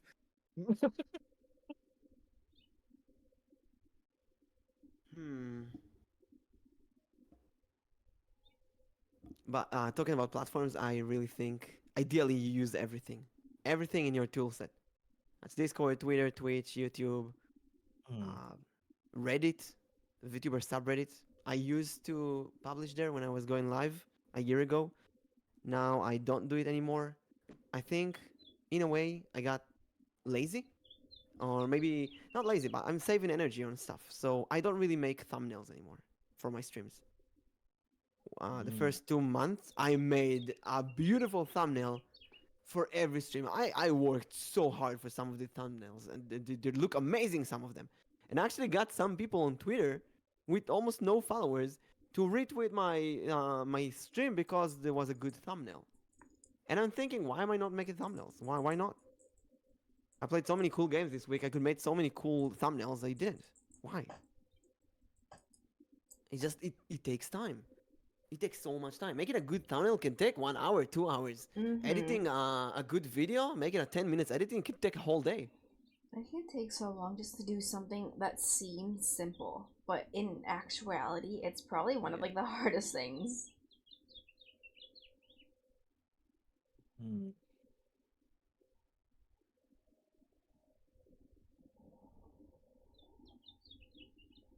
For me, I feel like a lot of people also use Instagram, and that's one thing that I don't think I would ever use for streaming. I completely forgot about Instagram and Facebook. I have my own personal Instagram, and I'd like to keep it at that. I don't want to add something that I use on a daily basis into streaming. I forgot they even exist. Yeah, I guess that's the same. Like Facebook and Instagram, they're like separate platforms for me to just be like to use for myself. I don't think I'd ever see myself like also making an Instagram or Facebook page just for me to stream on. The only if like sure maybe like you know how Twitter does the whole like you can have a talk space thing like that I can see myself doing, but not like Instagram or Facebook.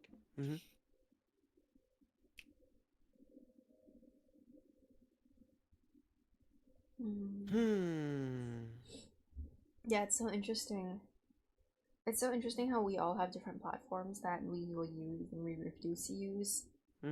Or even just like, I still find it so funny that you got banned on TikTok. Ideally, I would open a new, just to open a new TikTok account and start over, but it feels so. As you get banned, and nobody, right? yeah, nobody's helping you. Nobody's seriously reaching out. You try to reach out, and they say that I misuse the terms of services or whatever. Like what on 7 videos, we're completely clean. All of them on YouTube and Twitch doing fine. This is weird, and you don't even want to get, you don't even want to try. So that's unfortunately one platform that I'm not gonna use anymore.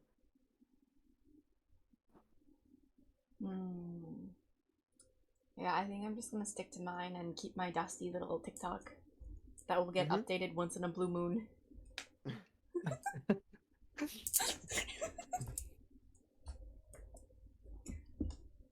But shall we? Why do you think it's weird? He got banned for like growing. It's like, oh man, you grew on our platform, banned. How dare you? How dare you try to do that? It's banned because you're a VTuber. I remember you talked about this, and I think wasn't there like some kind of video where you talked about like feet or something, or like you were talking about something, yeah. And you said like slippers, and I said Valdis. I don't think that's justified to ban you from a platform though. Because then we are going into like you said you had actually you swore on one of them, but then we're just kind of like people swear all the time on TikTok, so it can't be that. Yeah. So I don't know. That's so strange. Maybe it just fell between the chairs. It fell between the chairs. That's enough. You banned. I looked multiple times at all the clips that I uploaded. I have really and I read the terms of services again, and I really have no idea what they want. And they didn't specify what I did wrong. Just said that you misuse the terms of service. Very random, very vague. It's just kind of like I feel like someone might have just reported your thing for the fun of it at that point. Yeah, it could be a million things. Someone just reported all the videos. Could be that. I don't know. Someone watched it and didn't like the design, so like ban. That person must be VTuber phobia. Maybe it's another VTuber who hates me. Do you want to move to the next topic? Yes, I think we talked about this a little bit earlier. Well, actually, we talked about all of these a little bit. So let's go back to number two. What type of streamer are you? So, would you define yourself at what would you define yourself as a streamer? Do you think you're a point and click streamer? Do you think that you're a variety streamer? Are you a horror streamer? Only playing FPS games? What kind of streamer are you? Or do you or going back, are you maybe you're just a loot streamer? Who knows? A loot streamer? Are you? Yeah, Nyx. Is there something we don't know here? That's not me. I don't know what you're talking about. Hmm. She's got a second channel. She's got a second channel. People find it. Channel. By the way, Nix, people have been asking me when's the sequel to the Fit stream and if you want to be in the club. What?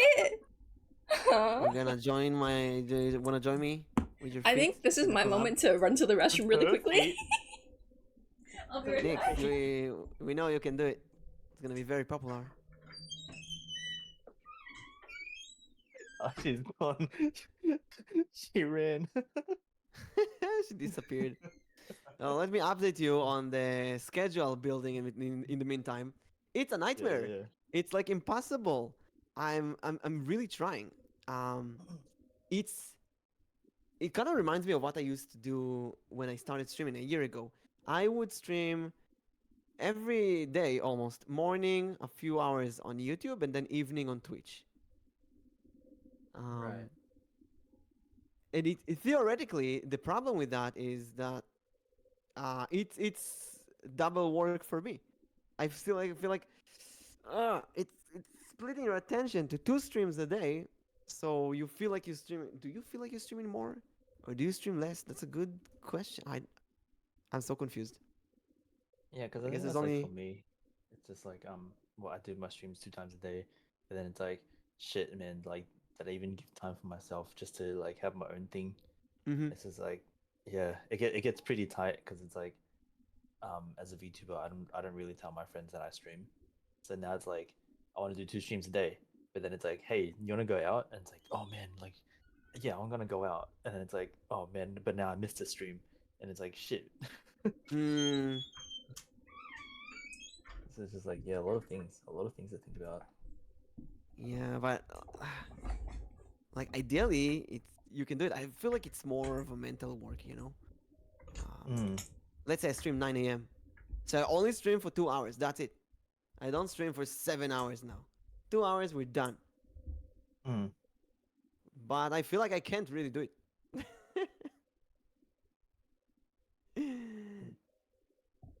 Yeah, no, I think I definitely feel you. Hmm. But no, it's at least you like, it's still 2 hours for you, so it's just like at least you fit it properly into your life. Yeah. I'll try it. I'm really trying into, you know. It's gonna be in 10 a.m. and then gaming. We'll see which game later.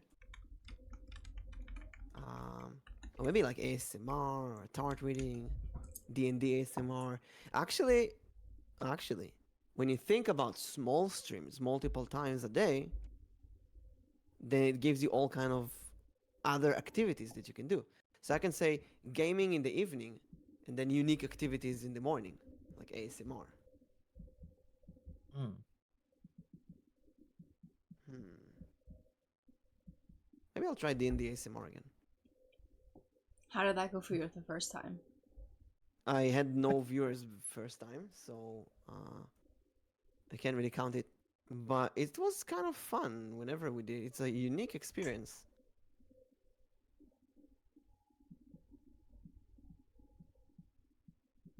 And I also have actually Avocado-chan collabs, which I can add. I need to get into one of the D&D campaigns with you.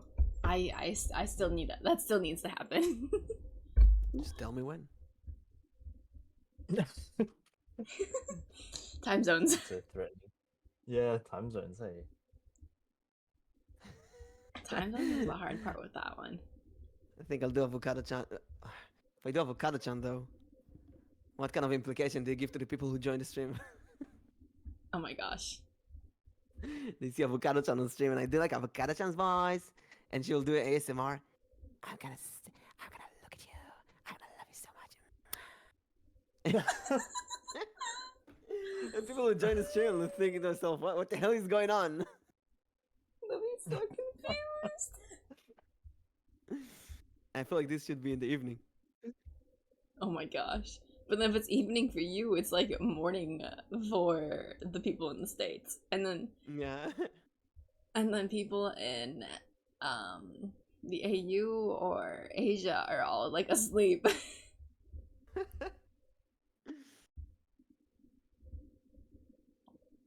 But did we go into the what type of streamer are you? What? No, you escaped. I You I ran away. escaped. I ran away. So we waited for you. Welcome back. Yes. What type of streamer are you? I think I did say. Did I put in here? I did not put. Let's see. Are you a variety? Okay. So yeah. What do you think you are as a streamer, and then what does your chat think of you? How do you think you are as a streamer? So like I know Mimic, you used to talk about I'd say how- variety and just random chaos. but then you specifically said once that you play a lot of point and click games. Mm-hmm. A lot of puzzle games, yeah. Mm-hmm. Even Actually, what I think you- I've been consistent with puzzle games Oh, for the whole really? year. Something that point and click adventure game is something that I streamed when I had no viewers, and even this week. So it's a big genre that is completely overlooked. Unfortunately, there's also not many viewers for that. It's not really doesn't really have potential. Let's face it. Nobody watches that. Although some of the games are really, really good, like Sanitarium that I played this week. It's a renowned game. It's known as one of the best point and clicks out there, and I always wanted to play that, but it was so slow. It was slow as hell. And then it's both a retro and a point and click puzzle game, so it's like two genres. And there's very few people who like even you said the Zoomers that you watch. They're not gonna sit down and watch it. It's boring. Yeah, it was boring for me. I yawned so much, but I was still immersed by the story. I wanted to watch it, to see where it goes. So it might be a slow genre, but it's still something that I'm very consistent in doing.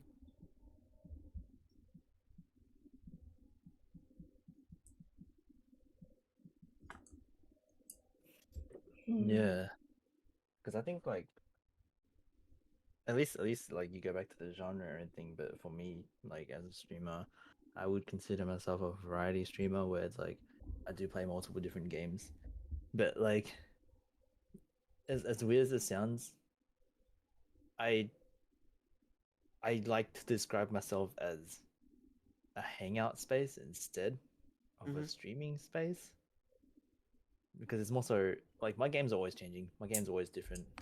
I'm not there. We're not really like. I'd rather we're not there for the games, but more for the people that are there. As weird as it sounds, and the game's just in the background. It's like yeah, I guess it's like the same as like when you hang out with your friends, and it's like you got some guys playing games, and then you've got yourself and like some other mates just talking. Then it's like that's the kind of streamer that I aim to be. But yeah, something like that probably doesn't work in the long run. But yeah, that's the kind of streamer that I consider myself as a variety streamer, really.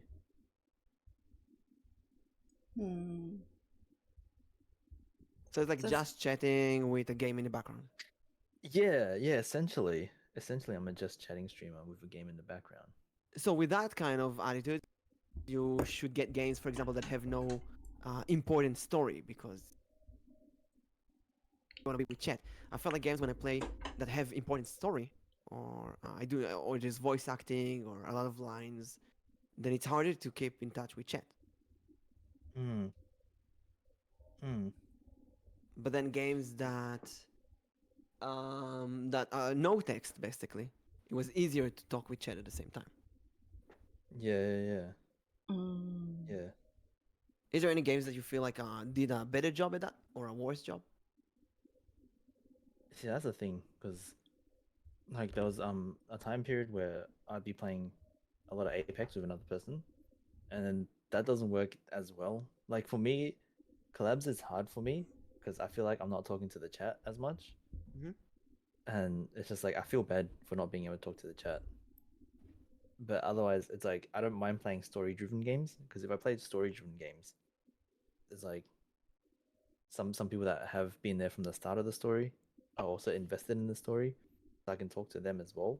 But in between the story beats, there's I can still chat to my people because let's just say I play like Dark Souls or something, and like this guy fucked me up, then they can like give me shit for that, you know, or like Mm-hmm. there'll be times where it's like, oh, I'd say like, oh, yo, check this out, and I get messed up. So then it's like, it's there's still game interaction. Yeah. Hmm. But it is a hard thing to think about when it comes to like just chatting with like game in the background. Yeah, I feel like sometimes with certain games, viewers would be disconnected from you. Mm. When I played Spirit Fair, I did voice acting of all the characters, and the game is very heavy on the story. And sometimes people would say, "Hey, Mimi, how are you doing?" in chat, and I would say, "Hey, I'm doing great," and then I keep voice acting the game. I get the feeling like the chat feels like they are disturbing the stream. Mm. Yeah, I've had instances like that where I've had like a good amount of people in the stream, but no one talking because I was just so invested in the Mm-hmm. game. And that Mm. no one really wants to say anything because they want just to see the gameplay. Exactly. Mm. Yeah, no, that's definitely common, especially because it's like for you as someone who's invested in the story, if like a cutscene plays, then like you go silent as well. So I feel like it's kind of like the chat just doing the same, where it's just like, all right, like just let them have fun with their story, let them experience the story, kind of thing. Mm-hmm. Yeah. Yeah, because that's interesting there. Because with me, when I first started streaming, I had no intentions of being like strictly a horror streamer. Like, I wanted to play puzzle games, I want to play horror games, I want to play survival games, just like everything in general. It's like a variety streamer. But then I feel like because one of the first few games that I started out with was a horror game, that I Yeah. felt like that set off my whole branding into I only play horror games, because I've had multiple people tell me that they thought I was a horror streamer and they were surprised to see that I was playing a cute little puzzle game or something that wasn't scream your head off. Hmm.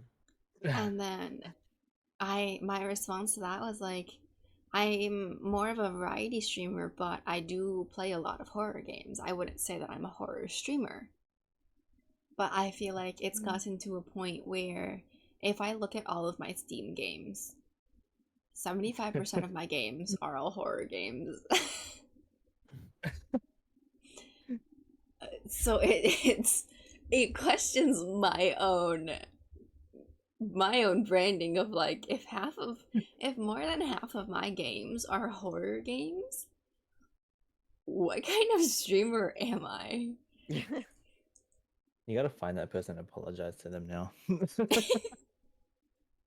like, you know what? You're right. It turns out I am a horror streamer. I know. I think I slowly transitioned into a horror streamer with a little bit of variety games here and there. Because as Even has pointed out to me, the first game I recommended for our collab was a horror game. Yeah, then followed by, oh, you should play this game or that game. Horror game. Horror game. It's like, goddamn, this girl's a horror streamer. A horror streamer. as much as there's a lot of games that I really do enjoy, but like I love the thrill and the jump scares of horror games, because then like it's something that you don't really experience much in real life, and so just being able to experience it through a game, knowing that like you're completely fine, is really like the fun of it. But then like I also really enjoy like cute little racing games, as Rui says, Car Rider. I'm not addicted, I just really like playing it. And then just like Sure. Are you sure that's puzzle. not an addiction? I'm sure it's not an addiction. I only play it like 4 times a week For 10 hours a day. for an hour to 2 hours. It's not an addiction yet. Yeah, we're going through the stages now. We're going through the stages. But yeah, I feel like I might not see like in the beginning, I feel like I probably didn't see myself as a horror streamer, but then like everyone else did, and so now I think I've definitely transitioned into my chat probably still thinks that I'm a horror streamer, but I think I go in and out with phases. Like I'll have a phase of like I'll only play horror games for a good amount of time, then I'll stop the horror games for a little bit and then play a variety, and then go back into playing a good amount of horror games. So then at that point, it's a question, is like, okay, am I a horror streamer or am I a variety streamer? I guess a good thing for you is that like the horror game is like it's its own powerhouse of its own, where it's like you can have a horror game with other genres in it, where it's like a action horror or like a puzzle horror, where it's like, for myself, it's like I can't really do like a horror fighting game or like a fighting game shooter game. Because like I'd love to have a brand for myself instead of being just but it's just like I can't sit down and play one genre, where it's like I'd love to be known as like a fighting streamer, but then at like, the same that game time, is already at the same time, like when you seclude yourself to one area, you're also secluding yourself to only specific types of viewers. Yeah, exactly. It's just So like, yeah, it's like it's good to be one. I mean, it's good to have like something you're comfortable, like the genre you're comfortable with. But then if you stay in that genre, like you have to come out of your comfort zone eventually and play other things.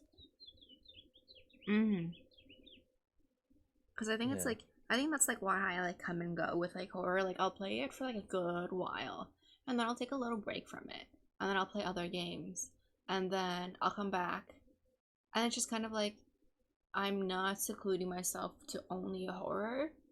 I'm giving a good amount of weight to each section. It's just the frequency of it seems like it's more horror than anything. Because there was also a good amount of time where I haven't even finished it, where a lot of people came to watch me play The Dark Side Detective because it was just an interesting game in its own way. As I like to nickname it, the Sussy Detective. And there are some questionable moments in that game. There are some questionable moments, which is I mean, if you're calling it that. Yeah, I thought it was a cute little fun game. Not scanning people's I'm just gonna leave it at that. Feet. Scanning people's feet. I think feet is like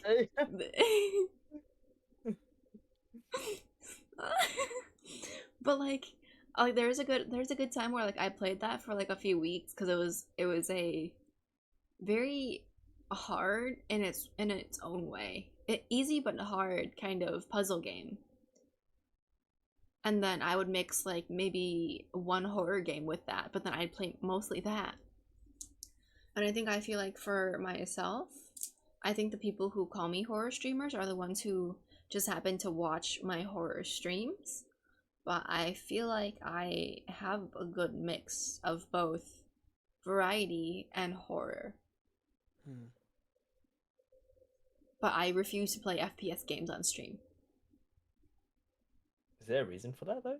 Oh, I suck Oh. very I thought badly. it would I be play like, I play a lot offline.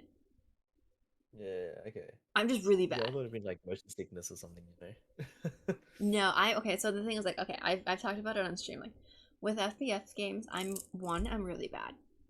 2, I don't talk. My mind is so focused in trying to hit the person that I forget how to speak. And so I know that it would not be interesting.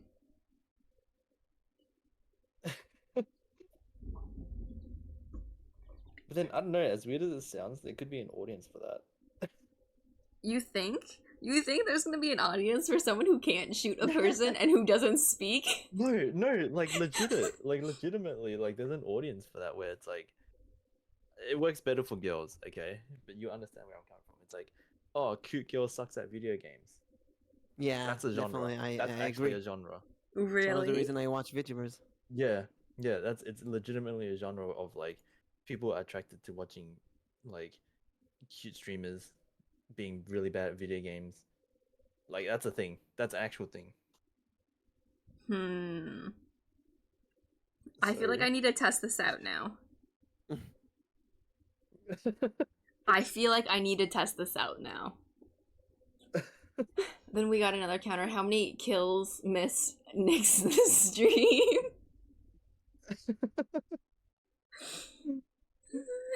How many bullets did she whiff? How many shots did I miss? And then the unique counter, how many kills did I get? 0. Test Maybe what? like a month down the Well, line. they're saying that there's an audience for girl streamers who can't play a game well. So for me, it would be FPS games. And then so for me with FPS games, I use so much brain power to focus in on the game that I forget how to talk. Kills 0, assists 0, deaths 25. You know, that number kind of looks familiar. I'm not gonna lie. Looks a little familiar. But like, I like FPS games. I really do. I have but I'm so bad at it. You're not bad at Left 4 Dead, right? The only thing I will say is I got yeeted off the top of the building. That is all I will say. Maybe I'll play Left 4 Dead 2 on stream sometimes. I've really played it. I played it offline with people. It definitely is fun. But definitely not good that's a at good it. way to. But that's a good way to like introduce that genre, you know, because it's still, I guess, like a survival horror, and it's like it's still unbrand, and you get to play a first-person shooter game, and you get to play with other people. And it's just like it works. Yeah. I'll definitely have to Yeah, test it's that not out like- within like the next week or so. Just do the first and the last FPS game. It's not like you know, oh, Nyx plays Call of Duty or something, you know. No, that shit's intense. Duty. Okay, time to go download Call of Duty then. Hey yo. I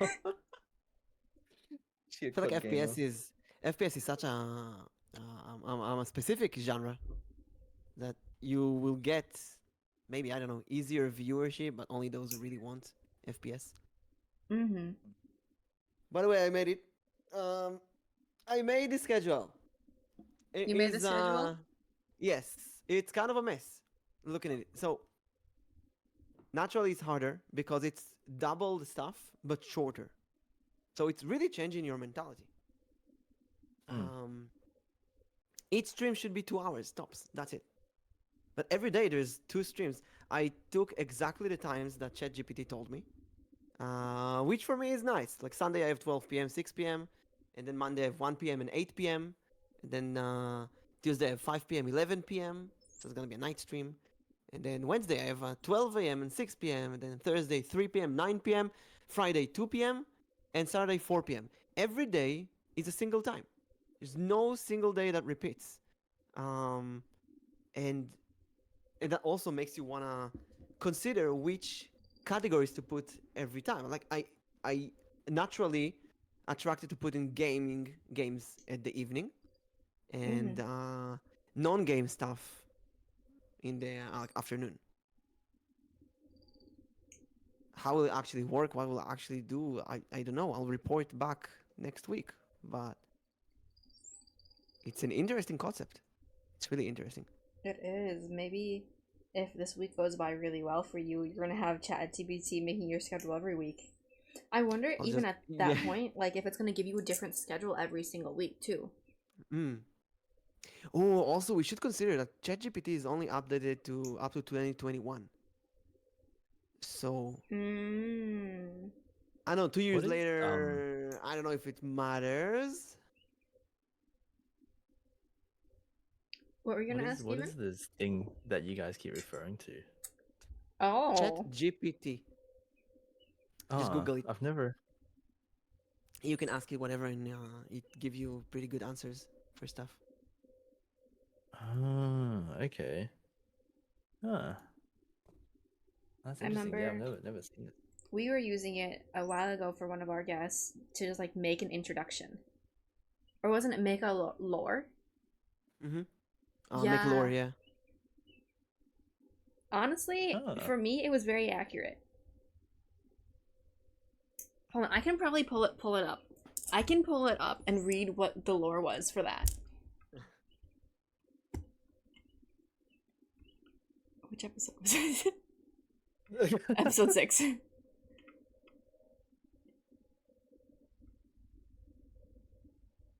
The big issue here is that I will need to look at my schedule every day to remember what the hell is going on, because it's very convenient when I stream at the same time every day.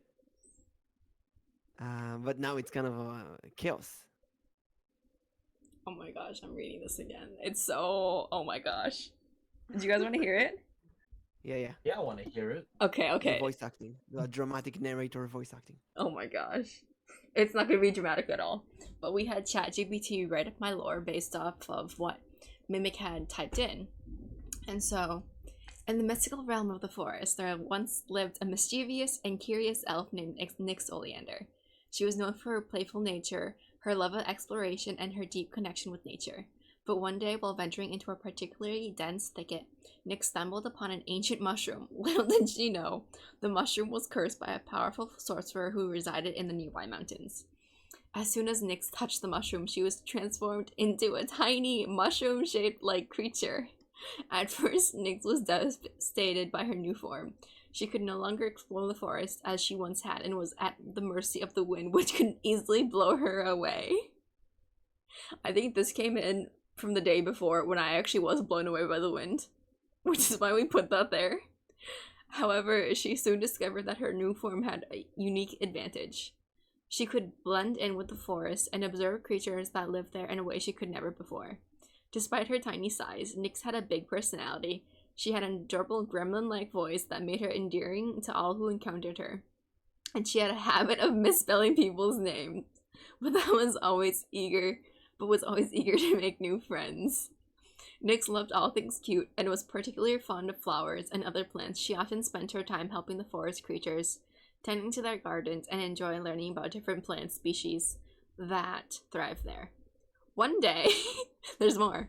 While wandering through the forest, Nyx stumbled upon a mysterious portal. Without hesitation, she stepped through it and found herself hurling through the void of limbo, where she was eventually yeeted out of limbo and found herself in a strange new world. The world of streaming. Nyx soon discovered that she had become a VTuber, and she was overjoyed at the opportunity to share her adventures in the forest with the world. Despite her small size, Nyx quickly became a beloved figure in the VTubing community, charming viewers with her infectious personality and her love of all things cute and magical. Yeah, Honestly, it's crazy, though. it's not far off. It's actually kind of nuts. It's not far off, which is actually the really funny part. And the fact that, like, ChatGPT wrote this up just based off of, like, a couple of things that Mimic had put in, I guess for details of like, this is what this person is like. Create a story for her. And we had done it for our other guests at that time too, and it was very scarily accurate as well. Just show us how we people think the same at the end. Mm-hmm. So this is the questions. we kind of went down a little rabbit hole. Yeah. We went down a little rabbit hole. Well, I'm making just a little. ChatGPT based schedule for next week. I'm gonna let an AI decide my streaming schedule. I should write down powered by ChatGPT. Powered, literally at the top, powered by ChatGPT. The new way of scheduling. You know, you can also ask ChatGPT to recommend games to play, and then you can go all out playing what Oh ChatGPT tells yeah, you. you did do that once. Yeah, Arrow showed me you can actually tell ChatGPT recommend games to me. I have Xbox Game Pass, I have Steam, I have this, I have that, and it just tells you what to play. But it doesn't have access to what we talked about before, which is trending. Mm-hmm. Games that trend right now. That's the most crucial thing, right? I want to play games that I like. I want to play games that I didn't play. I want to play games that trend. Yeah, cause like it just like looks at like what you're putting in, like what your tags are, and going from there. It's not really taking into account of like everything that's going on. Mm-hmm. If it did that, then I feel like everyone would be making a schedule from ChatGPT.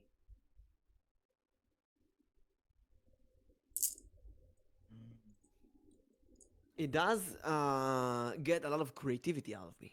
Because now I have many more streams. Double the streams, basically. They're just shorter. So I'm thinking every day, what can I do that I haven't done before? What kind of unique stream we can do? Mimic's already planning the next interesting stream. I am starting to write my 10th book, so I should put on writing ASMR every week now in the morning. That will also force me to sit down and write my book properly. Mm-hmm. Are you writing a book? Mm-hmm. Oh damn. In Hebrew though, so unfortunately Translate it. inaccessible No, that's too at the interesting moment. there. Well, maybe ChatGPT will translate it in the future. So, Mimic, how many books have you written? That's gonna be my 10th one. I just published my 9th book. Wait, you actually get them published too? Yeah. It's self-published right Bro. now, but I want to translate it to English one time. So talking about your type of streamer, I really like writing, and when I started streaming, I knew that writing is something I want to do on stream, but it doesn't work. I don't know why it doesn't work. I did writing seminars. I taught writing on stream multiple times. That was fun. Last week, I did a writing competition with Sora and Digi-chan. We just wrote stories, a continuous story. And that was really fun. And I tried to translate my book to English on stream, one of my books. That wasn't fun. That was horrible. I don't know why. I remember that one. I felt that was the first time I felt backsitting. Oh? People would tell me stuff like, oh, you shouldn't use that phrase, you should use that phrase. Oh, the character should do this, the character should do that. And obviously they're trying to help, right? Mhm. Nobody's there to... people who backseat are not trying to annoy you. They try to help you. Yeah. But it was like someone going into my private world where I needed some focus and quiet and give me all kind of suggestions while they don't know, they don't have the full picture. Mm-hmm. And that was kind of that was disturbing. That disturbed me from streaming, from writing. So instead, I would rather write alone. But what I can do, like Nyx is doing, is do like a study ASMR. I hide the screen. Nobody sees what I'm doing.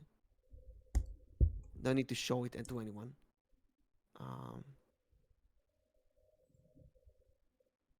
And you can hear the keyboard banging, clack, clack, clack. Hmm. I know Yeah, I 'cause haven't that would done be one of give those me in a an idea. while, but I might come back to doing them soon. Mm-hmm. Actually, that's a great content for a morning stream. So, Mm-hmm. you know what? This should be the same as well. And then what you get is a very, very interesting, varied schedule with all kind of stuff in it. So I have an art stream on Sunday and then a game in the afternoon. And then Monday I have a book ASMR and then D&D in the afternoon. Then Tuesday I have a game and I have a collab with Avocado-chan, which is like ventriloquist act in the night. And then Wednesday I have a book ASMR and then I have the special celebration 1 year. And then Thursday maybe we have the podcast, we'll see. And then the evening D&D. And then Friday I have a game. And then Saturday I have another game. So that way you get a very, very varied stream with many, many things in it. Mm-hmm. Mm. But I have to focus on playing only 2 hours each time. Never more than 2 hours. Because the moment you play more than 2 hours, you're gonna burn yourself and you lose I think the concept of multiple short streams, which Yeah. might be much more effective than few long streams. And you know what? I'm just going through other stuff. When you think about food, it's known now. It's healthier, I think, to eat multiple small meals during the day than one big meal. Although every week there's a new diet that says the other way. Yeah. Yeah, those are scary. The diets and stuff. Mm-hmm. But yeah, I think with that one, like it really, the timing is what's really the important part. Because if you're doing multiple streams in one day, it's really important to stick to those short streams instead of multiple 4 or 5 hour long streams. Because then you might as well just combine them then. Yeah. Yeah, but if you combine them, you lose the point basically Mm-hmm. of doing these short streams. But then you also lose the point if you're going over the 2 hours. Yeah. But then again, I mean, the big cost here is the lurkers, right? Mm-hmm. You lose the lurkers, but does it matter? At the end of the day, I want people that will interact with me in chat. And I want a good 2 hours video that I can upload to YouTube afterwards. Yeah. Mm. Maybe it's going to be less work. Guess only one way to find out, right? You gotta try it and see. Only one way to find out. Mm-hmm. Gotta be the test Week's gonna subject. run a lot of- Yeah, Week's running a lot of tests here. It's gonna be an interesting week. Just an AI schedule. No, this. AI schedule. That's basically what it is. It's AI writing your schedule for you. Yeah. But we're the AI now. But it's really something we need to remember that this is an AI from 2 years ago. Because ChatGPT has updated. It has internet. It has access to internet and books only up to 2021. So what I'm hearing is it needs an update. I wonder if it matters though. Did we have any big changes? 2021 is already after COVID. I think it's during COVID, not after. During COVID, yeah. Yeah. It's not that different from what we have today. It's not. I still feel like in some parts of the world we're still living in the midst of COVID, where some parts have a some parts have had a social ending rather than an actual ending to the pandemic. I did not stream really before COVID, so I don't know what the difference is. But I feel like COVID was the best time for streamers because people were in quarantine, stuck at home, and therefore you had people who are kind of forced to find something to do. Mm-hmm. Actually, that leads. You talked about lurkers. which leads Mm-hmm. greatly into question number 4. Do you like lurkers or chatters? Ah, the big question. First of all, Yeah. I recently discovered that if you are muting the if you mute the stream during the UI from the UI, it might not count you as a lurker. I'm not sure So because like you're not listening. I've heard differently. I've heard that you can still mute as long as the video is playing. I see. So it has to be like in the main window and not hiding in one of the background tabs. My understanding was like as long as it's still playing, like you can still watch the gameplay and everything, then it's still counting. Well, lurking is a really vague concept. Who's lurking? Are they actually lurking? Do they lurk on 2 streamers? Do they lurk on 10 streamers? How much do they count? Do they have an ad block? Do they just? I mean, one way they increase your numbers, so you're easier to find. At the same time, they might watch ads if they're actively lurking. And to be honest, we shouldn't really care if they're chatting or lurking, because even if they lurk, you can still make the video prepared for YouTube. Yeah. Yeah. So in chat right now, this is what I'm going off of as well. Like, Arrow has said like Twitch has confirmed you can mute the stream, just not pause the stream. So the stream has to be playing still, but you can mute it. But when it Yeah. comes to multiple streams, that's a different question. Yeah. And does it count if you're using like a third site, like a third party site, to like have multiple streams up as well? Multi-Twitch?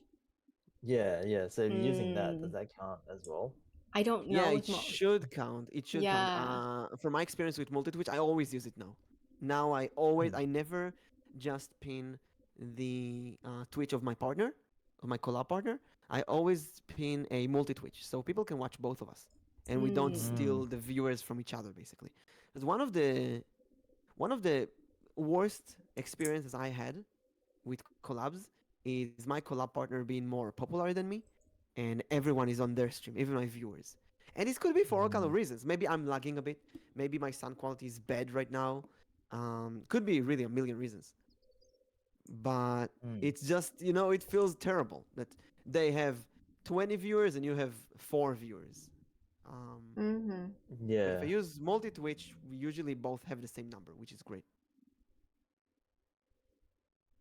But then that also goes into like whether or not the watcher, the viewer, is on mobile or if they're on a laptop or PC. Because if you're doing that, then it's much easier to do multi-Twitch. But there's also still no guarantee that they will watch both streams. Because maybe they're really just there to watch you. Yeah, well, actually, many people today don't have a PC. I was very surprised. People are using like the mobile, to do everything. Yeah. Yeah, exactly. Tablet, mobile, just does everything. which is weird for me because I grew up with computers. I can't imagine myself without a computer. Yeah, But exactly. watching Same. streams with in your phone is so much more convenient. It is, because then you can just walk around when you're doing whatever you need to do. But then, like, you can only enter. I always feel bad when I have, like, multiple friends streaming, or if they're all in a collab together, and I want to watch all of theirs and, like, support in their channel, but I can only have one tab open at a time on my phone. Yeah, exactly. So you do all kind of tricks, like every time supporting someone else. It's the same with raids. Do you raid that person or this person? Every time you have to raid someone else. The moment your viewers and your friends are also streamers, there's this hidden competition. No, that's for real though. That sucks. It really is, and I think it's something that people don't ever really talk about either, too. The competition between each other.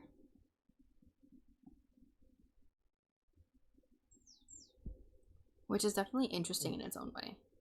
Yeah, I think it's like there's something really good about having friends from America, because we almost never stream at the same time. So I can lurk in their stream and they can lurk in my stream and so on, and that's great. But then again, collabing with them is a bit more complicated. And you have friends from Europe, collabing with them is easier, um, but then every time you stream at the same time as them, you feel like you're stealing their viewers, and it's basically a bit more Yeah. complicated for everyone. Mm-hmm. But it's just like I don't know, with the lurkers versus the viewers, because I get like some people they can have like a high viewer base, like say they got like 20, 20 people watching, but then I don't know, it's like there's no one talking, even though they're trying to interact with the chat. Then it's like what happens there? You know, does that like deter you from wanting to stream or like? The ghost chat. Yeah, like you got a high amount of chatters, and you're also trying to interact, but now that no one's talking because everyone's lurking. You know, it's like Mm-hmm. I get. It's just like, oh, maybe they're just in another person's channel because that person's live, and it's like they have to lurk on yours and chat somewhere else. I don't know, man. Like lurkers is great, but I don't hate lurkers. Well, Not we saying all us. love lurkers. Lurkers are Yeah, doing God's job, and I've been trying my best to lurk as much as I can recently. So whenever I'm available, whenever I'm able to, I would open two streams and just lurk in them. Um, and yeah, I don't even say hi or do the exclamation lurk. I don't even do this. yeah, I'm just staying there, because I genuinely want to support. I don't want people to uh, know that I'm support. I just want to be there and Mm-hmm. support, especially if it's yeah, people that supported me. Um, Yeah, there's been yeah, multiple times where like I've been lurking in someone's stream for like a few hours, and then like they make a comment, and I'm just like, oh, I need to say something, and they're just like, oh, welcome in. I'm be like, I've been here for a while, so yeah. I heard it all. yeah. Even like people who just lurk and then like they've been lurking for like say like months, and then they'd finally comment, and then Twitch kind of like says first time chatter, and it's like, oh, welcome, like this is your first time here, and it's like, nah, I've been here for months. And it's like, oh, no shit. I've had you one know situation like that, but it was like instead of like months, it was like a week. yeah, yes, it's like lurkers are amazing and all, but it's just like I get where some people come from, where it's like they have a lot of viewers but yet no one's talking. Mm-hmm. Like Mm-hmm. the lurkers are great, but then I guess it's not doing anything for them mentally, right? Or it's just like, yeah, I don't know, if they don't have the mentality of like, oh, we like just record like it's a YouTube video, and it's like they want to interact with people, but no one's interacting with them, but yet they're sitting on like 20 viewers, and it's like, I don't know. Now let's be brutally honest for a moment. Let's take apart the concept of lurkers.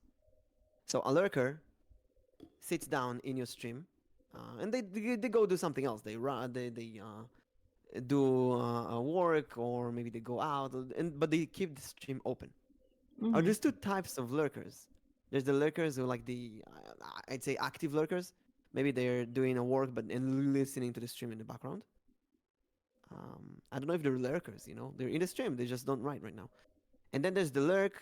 Oh, maybe that's the lurk. That's the actual lurk. And then there's the super lurkers who actually leave the stream open and go to sleep or go to work. Um, Mm, both cases are great, but yeah, both cases do the result of, on one hand, increasing your stream viewers, so you are easier to find in recommended channels. yeah, Um,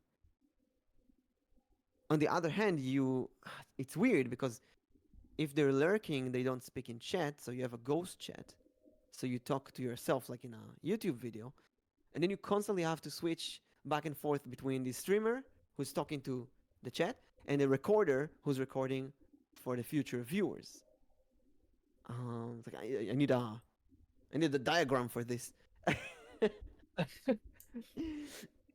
I'm trying to say that it's like it's forcing me, which is a good thing. It's forcing me to change my mentality yeah, Mm-hmm. constantly. Because when there's lurkers, only lurkers, I stream for YouTube. But then more lurkers will increase your chance of being found out, which will bring in a viewer every once in a while who will start to talk. then you have to talk to the viewer as a streamer. Mm. But then nobody will talk to them in return in the chat because everybody's lurking. So they will keep quiet and they will lurk. And then you have to go back to this mentality of being a YouTuber and recording. Yeah. But if you have someone who's actively talking in chat, you will see other chatters talk to them, and then you have a living chat basically. Yeah. Also, a question for the both of you: do you put your chat on your stream? Like I see the chat right now on in the overlay. Nyx's chat in the overlay. So for the recording, people can see that. But if you have a ghost chat and only every like 2 hours someone says hi, and that's it, it's kind of embarrassing for the recording, right? Well, I guess it Hey, really for- depends for on me- how you do it. Yeah. Go ahead. Oh. My bad. Yeah, no, for me, like, I don't mind leaving it there because it's just like, especially for people who are on mobile, it's just like that's why I have it there because on mobile sometimes they can't have chat and the stream up at the same time, so I have it there so then they can see the chat on the mobile for anyone that's like lurking on mobile, I guess. But yeah, I don't know. I get what you mean. It's just like, oh, every once in a blue moon, you have like a long video, and it's just all right. Now there's a comment, and it's like, huh, must be pretty quiet over there. For me, I keep it on because I think for me it's more of the aesthetic of having it there, but also just kind of knowing that like people might not always look at the chat, but then like kind of even start like going into the VODs is chat's not always going to be there, and so having it on the screen for them to like see your responses to like what you're talking about, and like if you just have the VOD without any chat, you kind of feel like as if you're talking to a ghost, and the viewers can be like, what, like, where is this question coming from? Who asked this question? What was the question based off of? And so I think it's good to have the chat there. One thing I do is I don't make the chat disappear, so it stays up there until the next comment comes by and it pushes the next one out. I know a lot of people have the chat disappear after 15 or 20 seconds, but I have mine stay through consistent throughout the whole stream. So you can see the prior message and what they said, instead of like, oh, you saw someone say something 3 seconds ago and now it's gone. Yeah. Digi-chan, hello. Welcome. My chat disappears after 30 seconds, so there could be a long time where you don't see the chat. I just don't want it to be on the stream, staying there. Let's say someone wrote something that you don't want to be on the stream. That's also an issue. Let's say someone goes in and say, you suck. You're bad at this game. And it's gonna stay there the whole time. Yeah. And even if it's gone after 30 seconds, it's gonna be there. People will see someone wrote to me, you suck, on stream. But then again, it gives you the ability to read the chat when you watch that for the future. For example, my feed stream, I watched it again and I just looked at chat. And I was so happy that there's a chat on stream, so I can read what everybody, because the interaction with chat was so funny.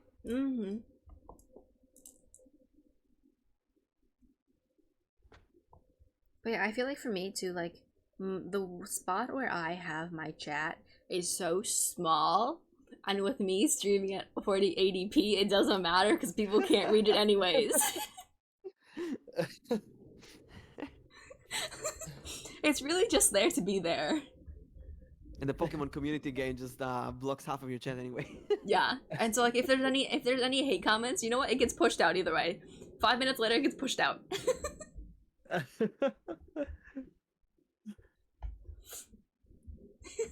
But that's also the other thing as well. I guess it's just like, I don't know, because you guys are editing videos or like uploading videos, then I guess you can always like cut that part out if you're worried about that too, I guess. Yeah, that's right. Yeah. Or if there's a message that you really like, or chat goes brrr because of something, you just zoom in on the chat going crazy. Yeah. like it's a good way for content.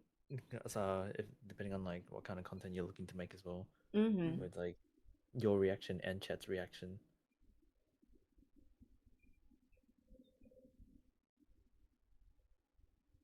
Because, yeah, I feel So, like even if there's something that you don't, even if there's like a comment that's like made at the end of the day, like you can choose if you want it to be there. You could easily cut it out if it's like 30 seconds if you wanted to. Mm. Not saying that like mm-hmm. you should, but I feel like even if you get like one hate comment, it's most likely from someone who's never really on your streams to begin with and just wants that 30 seconds of fame.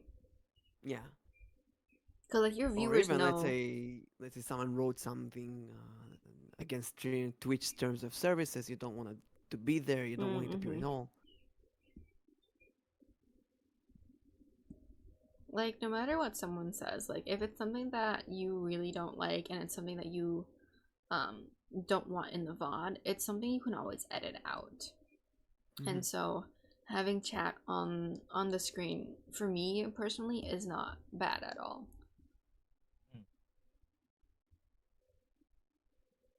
Because actually the reason why I say that is because like when I first did my debut, I actually forgot to put chat on the screen. And when I was watching it back, I was actually, funny story, family movie time with my debut.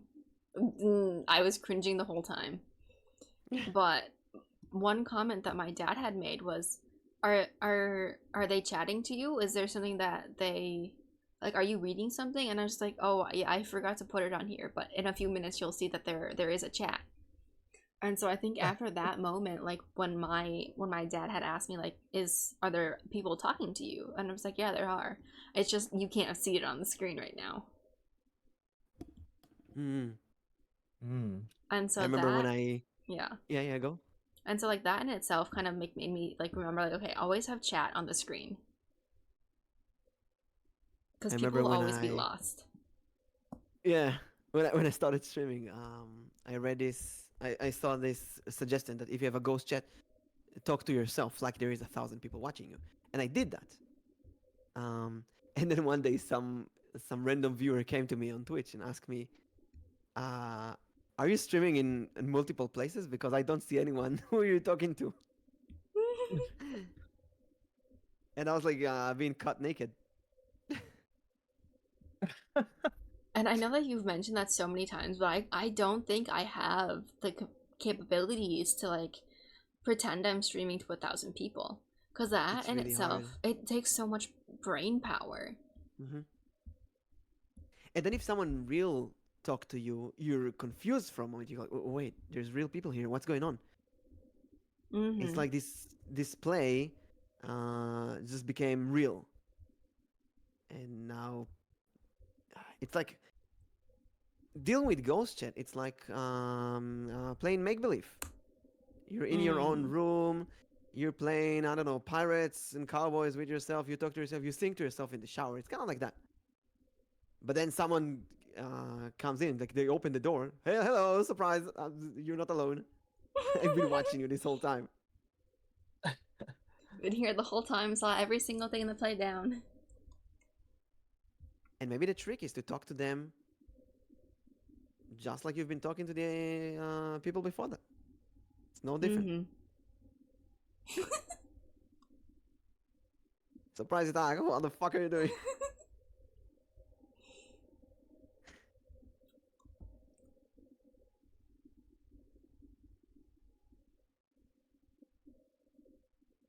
I exist. Doctor, welcome in. But yeah, I feel like Ooh. I feel like it's lurkers and chatters. If you had to pick one, which would you pick? I think chatters is more fun. You know, the concept of live streaming is interacting with chat. It's a lot more fun to talk with people, and they talk to you, and they talk to each other. It's really, really fun. There's also some magic to lurkers, because you can feel like you're recording a great video and nobody disturbs you. Mm. But yeah, chatters is definitely the better choice for me. I definitely agree with chatters as well. I can't hold up an empty conversation to save my life. Yeah, I think I'm the same. Like, I love lurkers. I do like lurkers, but I think I need the chatters as well, just for like the sake of interaction and Mm-hmm. helping me. Like the chatters help me get through the stream and stream longer, Mm-hmm. essentially.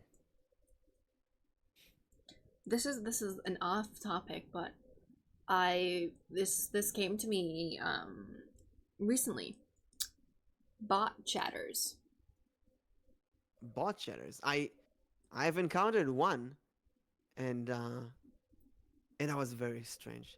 They just randomly ask you questions, and you see that's not a real person. I've never experienced it, but it was brought to my attention quite recently, Yeah. and it's just kind of It, it's not. I've never thought about it before, but there are people who will buy bots just to chat. And if you look at some of the chats, it's sometimes it usually just says like, "Hi Twitch," "Hi YouTube," or like "Hi" and the streamer's name, and then and then they give over and you random over. questions. Yeah. Mm-hmm. Anton, were you there? I think this week we had a chatter, and we could swear it's a bot. Either a bot or someone who's just been messing with us. And it was a very weird experience. I think. Wait, was it the last podcast with you? I think it was the last podcast. Oh yeah, it was the last podcast, right? And we were thinking, is this a real person? Is this a bot? What do we do with that? Because the real Mm-hmm. issue is that the questions that the bot asked really put us out of context and diverted us the from the topic of the podcast to dealing with that bot and kind of just talking to this random empty. It was like talking to ChatGPT. It gives you random questions that have nothing to do with anything out of nowhere, and it's like it just want attention. Mm-hmm. There's some viewers. I don't see a lot of those, but I when I see them, usually it's in other people's chats. That they would do a role play. Let's say they're a warrior, a mechanical warrior in airplanes, and they go so deep into the role play that every chat message that you write has something with that role play in it. So you're playing, let's say we do the podcast and we ask something in chat about the podcast, and then they would write, Captain reporting, my airplane has just arrived, or my airplane is just taking off. Captain, we crashed, we're gonna shoot 2 missiles. And you're asking yourself, what the hell is going on? I'm streaming here, I'm doing something, and you're doing something completely different at the same time. Mm-hmm. It's kind of Yeah. crazy to think that you're holding a party, a birthday party in your house, and someone comes in and starts singing. For the not singing, they just sit in the middle of the. No, you know what? You're working. You're in your office working, and then suddenly someone comes in and starts doing a birthday party. Yeah, yeah. What are you doing it? What are you, and they do it in the background. They don't really disturb. Every once in a while, you hear "Happy Birthday" to, like everybody's looking there. What is going on? They taking the attention from you. Mm-hmm. Yeah, no, that's true. That's like what like when you go to a restaurant and then someone has like a birthday. Yeah, but a restaurant is like a It's a big public place. Think that it's your private home or something. Yeah. But I definitely get you there. It's just like it's just uh it throws you off. Exactly, it throws you off. Exactly. Because it's Yeah. not something And like you're expecting. Dr. MTV says Yeah. that there's some bots in viewers list. If you go to viewers list to community or people in chat, you can see Mm-hmm. some people like 01 Ella Yep. or Alice Yidra. Uh, who else here? Dropsnat, I Yep. think. Let's see. Let me take a look at this list. But Nyx. Kata. Oh yeah, I'm definitely a Yeah. bot. Yeah, so Well, like there's also zero some one Ella, really famous Alice, names that you see everywhere Commander in Root, in every Snap. stream, and if you click on them, you can see they follow many people. Mm-hmm. Yeah. but they're basically So that's the thing, advertising right? themselves. I actually googled it. Um, some of them just collect information or statistics, which is What? really Yeah. weird. Even Nobody like has any idea what's their objective. Maybe they're like trying to make you click on them and see what's their story. because I know at least for what's his name, Commander Root, Mm-hmm. like that. I know that's a bot, but that bot Yeah. only collects statistics for like I think Path of Exile, and that's the only thing that bot does. And I'm guessing they're just collecting streamers Hmm. streamers data of when they play like Path of Exile. I've never played it. Why is he here? Yeah, they basically go to every stream out there. They just go to everyone just in case, and um, and they don't speak in chat though, so they don't throw you off. They don't bother you. You know, they don't bother you. Mm-hmm. Also, they probably follow so many people that you don't see them in they don't add viewers. Mm.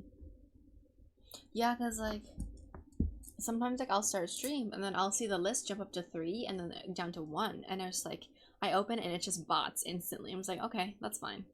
I'll wait for the actual Yeah. people to come in. So it could be them. It could also be sometimes it counts you as a viewer. Sometimes Mm. it would. There are actually people who just go in, click, see what you do, and leave. Yeah, So we'll see it update a bit later. because it takes a while to update too with that. Yeah, exactly.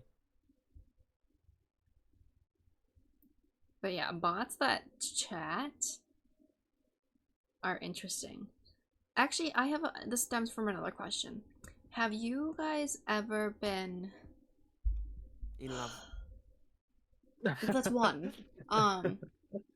Second question. Have you guys ever been bot followed? Yes. Yes. Yeah. I What had was a bot what was- attack of 150 bots who followed me instantly.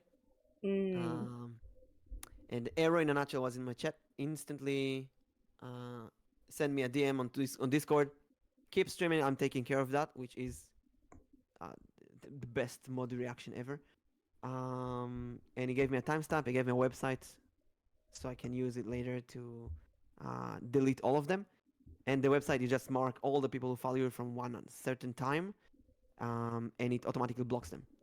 And you lose those followers, but you also lose the bots. mm-hmm. The problem was that I had to turn off the overlays because it was like X follows you. Mm-hmm. It should be there for like 2 hours now. Yeah, because so this happened to my sister Quinn, and it's happened to me. But with Quinn specifically, she had a bot rate or bot follow of 100, and her notifications were going off, and I didn't even know what was happening. And so I had to message people and ask them, "Can you jump on the stream and tell me what's going on?" And they're just like, "Oh no, your sister is being hit with a bot follow."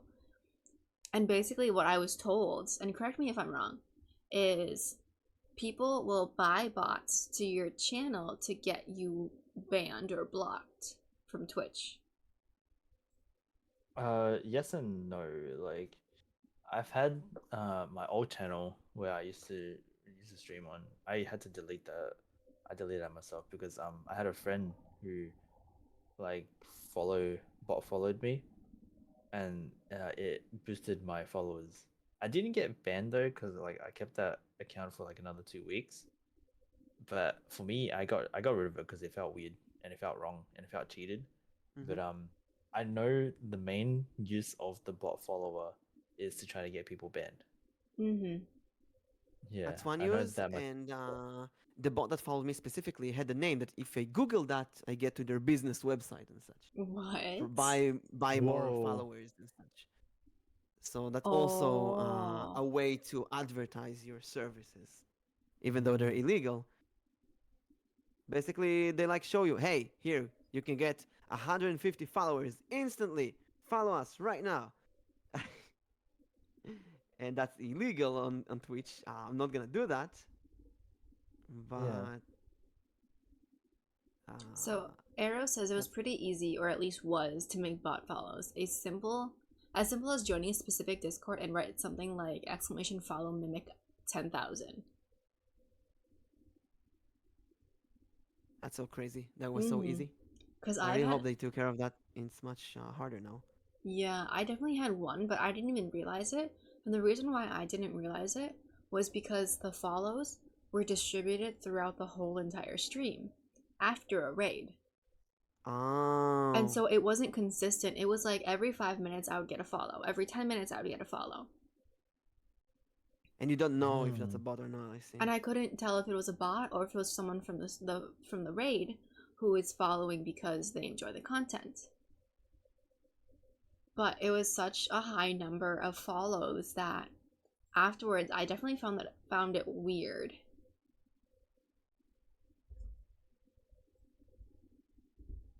Mm. Twitch improved the bot detection, but it's still annoying to deal with. Prefer to remove it directly when attack happens. Yeah. Yeah. And the worst thing is that when it happens for the first time, you don't know what to do. You're kind of shocked for a moment. Like it ruins your stream basically. What am I Yeah. doing now? How do I deal with that? In that sense, YouTube is easier because you don't have to deal with that kind of stuff a lot. Yeah. Yeah. Because I think that was the thing for me when I first got like bot followed. It was just like, holy shit, what's going on? Like, why is all these people following me now? And then Mm-hmm. this is like in that moment I don't know what to do, and I don't realize I'm being like bot followed because yeah, again, like my friend raided me, and then all these people started following me. I'm like, oh, okay, it's just coming from his raid. And then I Yeah. realized like after the stream, I'm like, all these guys that like they followed me, but they weren't really talking, and it's like Mm-hmm. some of them that did talked about the same thing over and over again. Like all they say is like, "Hey, how's it going? Like, how's your day? How's the game?" And Mm-hmm. like that appeared in my chat like 10,000 times. Mm-hmm. And then after the stream, I'm like, oh man, like it's a fucking bunch of bots, bro. Bro, I had a unique case in that what was it? I got a raid of 500 or 600 people. It was Yo. the biggest Ooh. raid I ever had. But it was someone who don't usually get that kind of amount of viewers. So it was odd. Oh. Yeah, So yeah. Arrow immediately thought, okay, this gotta be a bot attack or something. Um, and we really considered if we should raid someone else at the end of the stream or just finish the stream without raiding someone. So I Yeah. told Arrow, can you check, go to the person's VOD and see when he got raided, if it's someone that's like who is that from? And Arrow did like research. He went from that raid to that raid and followed the raid, and it all reached back to a big streamer. So we raided someone after a while. When I had like 60 viewers left, I raided someone with that. That's nuts though. But Yeah. it makes you really consider all kind of things that you don't want to deal with. You want to stream. You don't want to deal with communities and lurkers and bots and all of that stuff. Mm-hmm. Not talking even about GFX bots on Discord and Twitter, who this is, I think, something unique to VTubers. We are chased by GFX bots and artists who honestly believe that someone with more than 1,000 followers would get scammed by that. I mean, when I had 50 followers, I might be scammed, but when I got 1,000 followers, I'm not that stupid anymore. So it's really weird to me, and the fact that they target people like me makes me believe that there are people like me who fall for that. They wouldn't target me if it wouldn't work. I was gonna ask, did you guys ever fall for any of them? Or have you? No, definitely no. But I know people who have. I know people who have fallen for that, and it's really hard to see that. It's really, really hard to see. Something I collabed a few times with someone that's when I saw their model for the first time during the collab. I suddenly saw they're basically made by a scammer. Makes you feel it's like you really pity them, you know.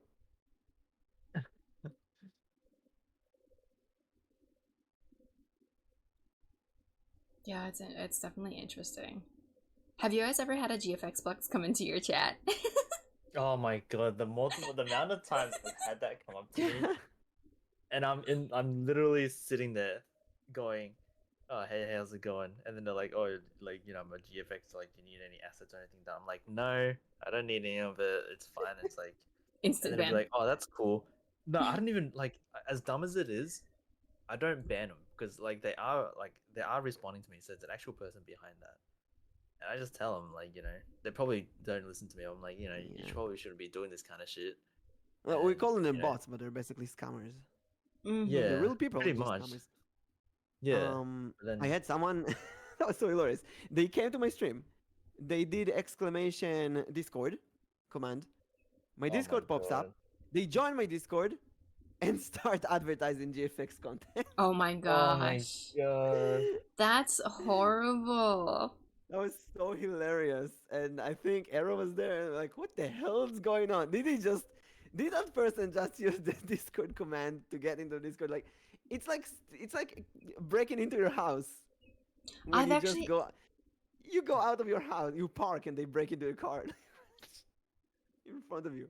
you make such a good point. I actually had that happen to me, but they did it when I wasn't streaming.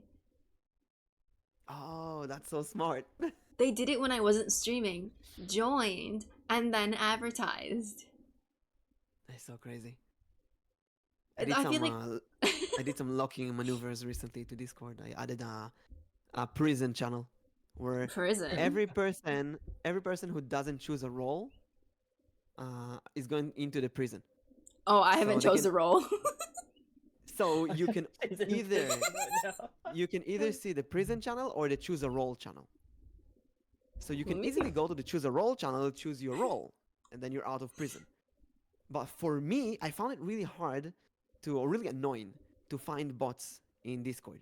You have to scroll through like 300 Discord members and find that specific bot, and it's so annoying.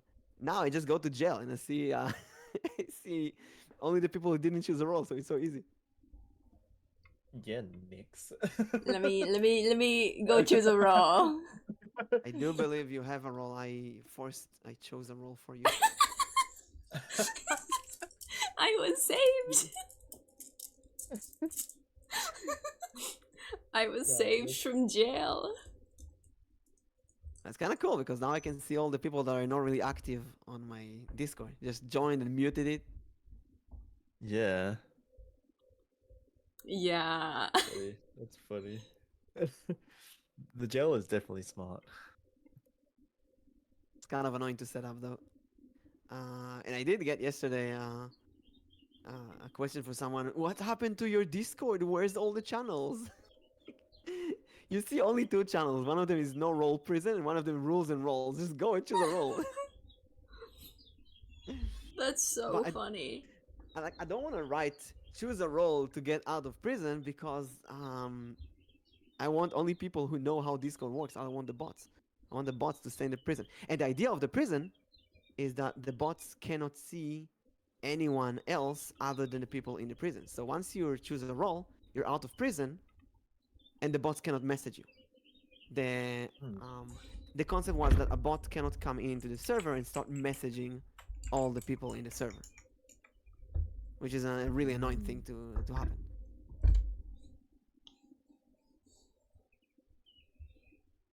Still, though, if you're talking about platforms, my Discord is basically for people who want to play D&D. It's almost exclusively for that. I have very few people who see the live notification on Discord and join my stream because of that. I'm pretty sure it's completely muted in 99% of the viewers, just like I mute almost all of my Discord servers. Because there's just too many. Every VTuber needs a VTuber community, and like it's kind of annoying. At this point, I think, you know what? Maybe joining with a few VTubers that you really like and doing a combined VTuber community, Discord community, would be smarter than doing an individual Discord community.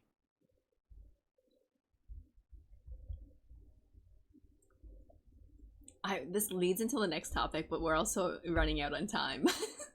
Oh no shit. You want to do it really quickly? Yes, let's do it really quickly. Do Yeah. What's you the branding? not the branding one? Um, let's see. Maybe it is the branding. Or did I just not write it? Oh, Tell us from your head. do you think it's important to join such create a small group of create a small or large group of other streamers? So like joining Discords, being active in their server. Join a streamer group, basically. Yeah. So as many people know, I've been a part of a Discord group of friends. It wasn't an official group or something, just a small group. And it was an invite your friend to join. And anyone could invite anyone, and very quickly it grew to more than 100 people. And you don't know anyone anymore, and then there's some chaos and war and drama and cancel culture. It was a mess. It was a big mess. And I kind of stayed away from groups of friends since then. It was very hard for me. It's still very hard for me to get into a group. Even thinking of joining a group of people is like putting shivers in all of my in everywhere in my body. Um, but during that time, there was a lot of support, a lot of really really important support. You see the people from the group going to your stream and say hi and lurking more, and retweet your stream, and it's the power of the group, power of community. And I'm slowly thinking that maybe I should join such a group again. Although this time, make a I don't know, learn some stuff from last time. I need to consider what, but basically know better the people that are in there, um, and use it like working. It's a work thing. It's not a friend thing. So don't stay up all night talking to people in the server.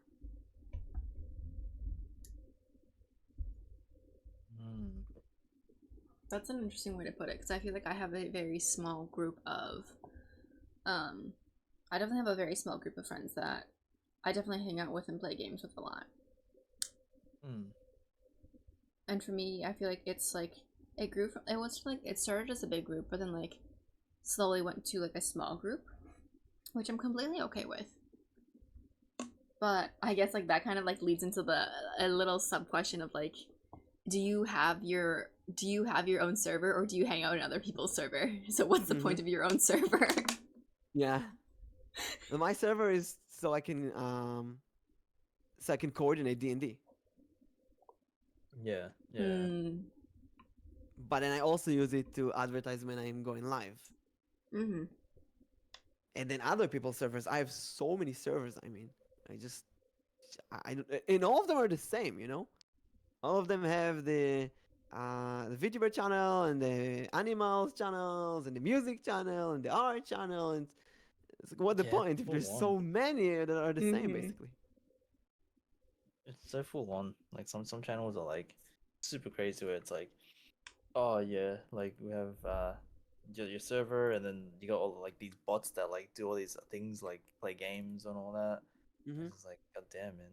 Like I some hate people that. put a lot of effort. Yeah, but all the bots now they have a soundboard, so you can play your sound in voice chat, and it's so annoying. Really? Yeah. Intentionally put distance. Yeah, I agree with Arrow. So use it as a work thingy. Keep in mind that there's distance. It's okay. You don't have to be besties with everyone. And maybe not let any person join. Make sure that the people who join are that everybody's comfortable with them. Yeah. Yeah, I guess it's like I do have a Discord server, which is like I'll be honest, it's dead, and that's totally fine with me. But it's just like, at least the people that are in there are like the people that are part of the community. So then, like, sometimes I will message, or there will be a message there, and it's just like, oh, it's nice to like have the server sweep the dust from the server here and there. But it's better than like having a server and then like, I don't know, probably because I'm introverted myself, where it's like there's like so many people talking, and I don't know what I'm meant to do with this server now. I feel like the only activity in my server is water the tree. I feel like that's the only thing. Like, at least there's a thing to bring back to the server. Yeah. keep this tree alive, or the server dies. At this point, I just use my server as coordinate collabs and talk to people. Even D&D, I rather do that in private groups. So it's basically know when Mimic is live. That's the if you want a notification on Discord when I'm live, that's the only use for that. Yeah, that's literally mine as well. Like a Discord notification for when I'm live, or if I make a tweet, it's there. Just in case people don't have Twitter, then they want to see what I posted on Twitter. It's there. Yeah, now. that's what I do too. Yeah. So now we reached here. Should we go to the 3 takeaways? We should. So at the end of every podcast, we do 3 takeaways from the podcast. And I try to be unique every single time, but it doesn't always work. I guess my takeaways is stream scheduling. Like, I didn't know some streamers had some wacky ass schedules, even with the whole 1 hour gap between them. That's crazy. That's actually crazy. And like, even an AI can make a stream schedule for you. That's actually kind of nuts. I'll add to that, learn from others, or even learn from ChatGPT, or ask ChatGPT. Seriously, anything that you have a problem with in VTubing, in streaming, ask ChatGPT. Why not? Yeah. Or research on YouTube. Sometimes I feel like I'm afraid of asking because I don't want to learn something new.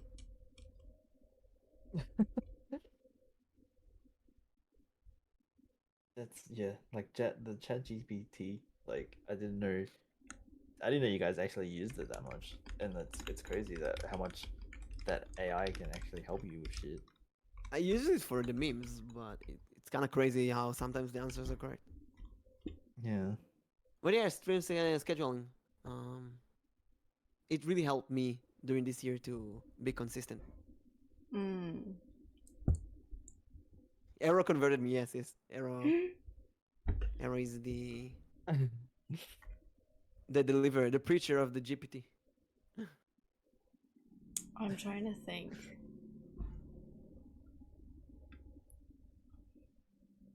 What are your plans? What are your plans, definitely? Arrow, can you convert me to PDF?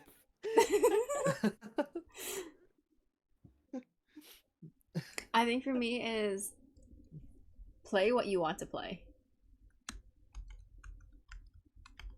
Yeah. So don't play follow, regard. Don't play, follow the trends. Don't follow trends. Don't follow trends. Follow the trends if you're into it, I guess. But yeah, obviously, if there's things you want to play, or like things you want to do it. Follow your heart before the trends. People should be there for your personality and not for the trend. Yeah. Yeah. Maybe be consistent like water. Consistent like water. Yeah, exactly. Remember, like, let's go back to the water and the rock thing. Yes. Yeah, go back to that. If you don't believe me, water, dig through rock, Google it. If you don't believe him, fly to God. where he is, and he will take you over there.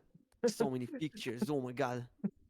Oh yeah, put the pictures onto your Twitter. Just show us all the hole in the hole from water. There's so many on Google. It's pretty crazy. From that specific one? No, like general rocks with these weird holes in them that are from water drips. Rock with erosion holes in it. So it's rock really, with okay. really crazy. There's actually a picture here. I'll send you in the Discord group so you can show it on stream.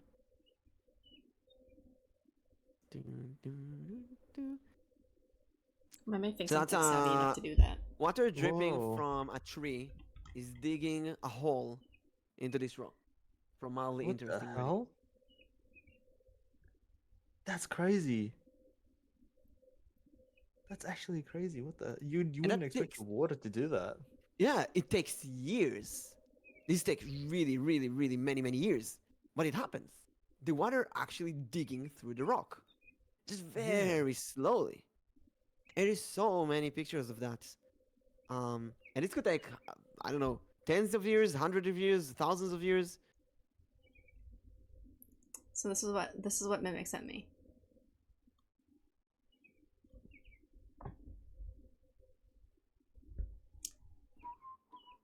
You can see the inside of the rock, which is insane. Takes a while, but that's how stones are forming so sharp in the ocean. Mhm. That's So I so think that's cool. that's something that I try to keep in mind when I stream. You know, sometimes you only have lurkers, sometimes you don't even have that. Sometimes I would stream and there would be nobody there. You're looking at Sassy stuff this morning. Hey, you know It's it. a Look at the rock. Sassy rock. No, it's a wet rock. That rock will It's a wet opening in the rock. Oh my gosh. But you know what? Be like the water in the rock. The rock is Twitch, community, VTubing, streaming. You're the water. Just be consistent. Keep dripping inside. One day, you'll breach through. Oh, you know what? A great Leave the example. rock the Another one. same. Do you know the rubber band and the watermelon? Oh, yeah. Mm-hmm. It's kind of like that. Put in a rubber band on a watermelon until it explodes. One moment, one point, it will just break. Just keep on doing one more and one more and one more and one more.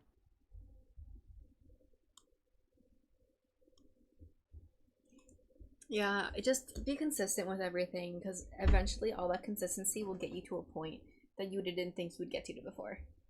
Mm-hmm. And that's all really that matters, is just getting to the point where you want to be at. Yeah. What are your plans? I was about to ask that. What is everyone's plans for the rest of the day? Sleep. Well, I mean, wait. That's okay. What are your plans tomorrow, even? I know it's like 2 in the morning, 1 in the morning. This is where I plug myself or something. Is that what's going on? Yes. Yes. The plug moment. I will be streaming tomorrow, definitely. Gonna be playing Resident Evil 5 with Azu. But yeah, that's mainly the plan for the day. My brain just shut off for a second. I don't know why. I do apologize. Oh, I catch you off guard. Man, you caught me off guard with your feet, so I'm ready for anything now. Yeah. Also, thank you so much for the 5 subs. Never got Oh, subs it's not. feet before. That's so lovely. What can I say? You got nice feet. Made me very confident about my feet. Also, I have a contribution for the sequel of the fit stream. What's the... Elect Fit Boogaloo.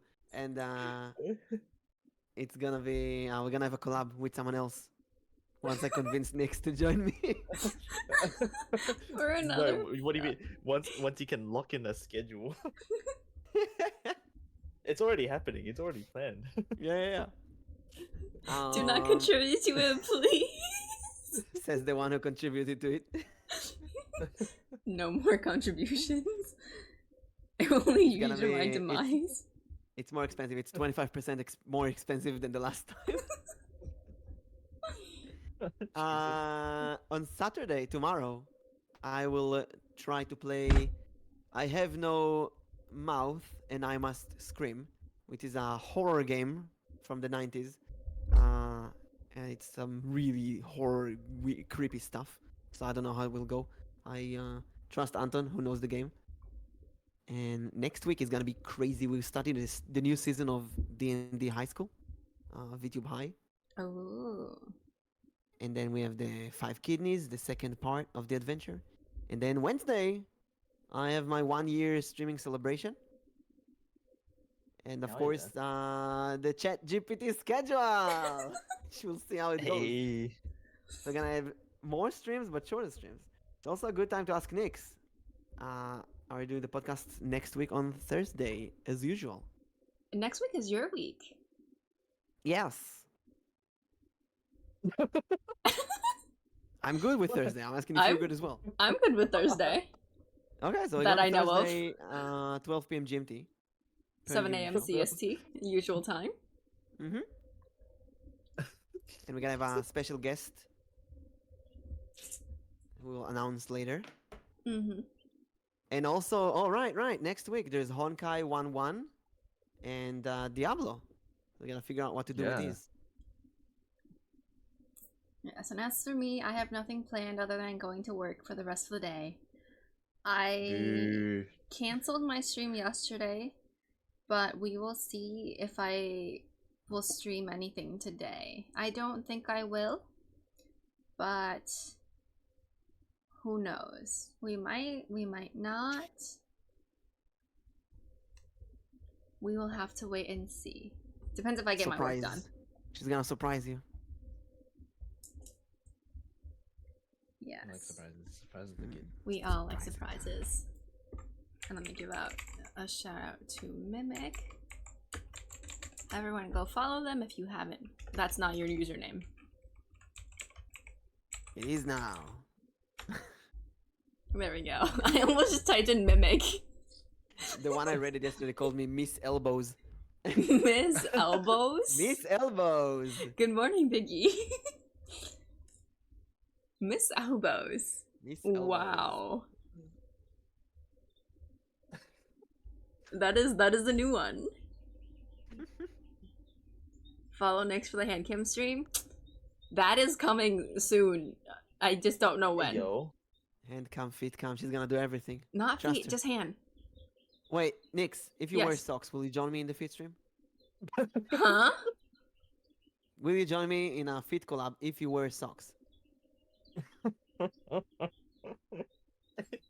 It's really going for this. Yo, Does it He's have to be considering. my feet? Yeah. Don't worry, it's gonna be on my stream. Nobody will know. What if we don't say it's you? We say it's a mysterious guest. So nobody knows. I don't think I think Look, my if I giggling see another pair of feet, if I see another pair of feet on your stream soon, I'm gonna know who it is. Honestly. Put a mask on the feet. So they don't recognize you. Oh my Draw gosh. Draw pixels on the on the feet. Oh my gosh.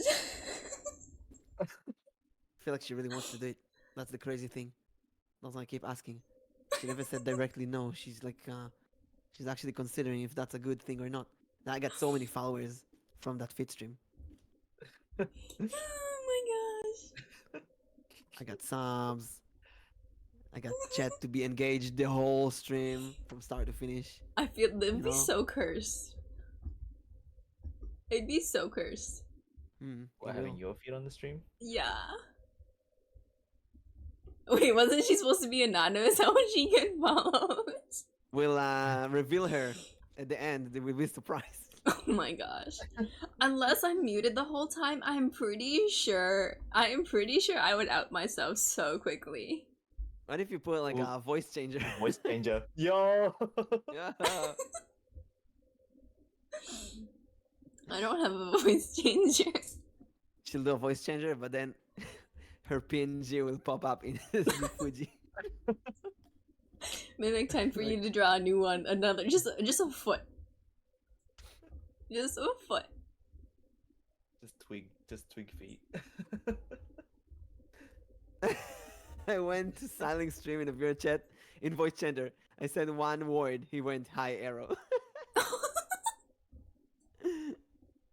See, I feel like Imagine getting 1K followers only because of Philip's feed stream.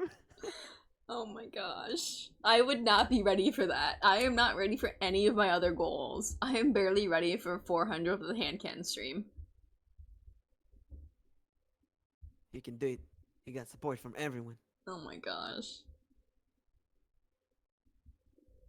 So, who are we going to raid, Nyx? We are gonna raid out to another person who loves to do a podcast on their stream while playing games. Let's see if you guys can take a guess. we're actually, let me rephrase this. We're gonna raid out to another Aussie streamer who streams at ungodly hours.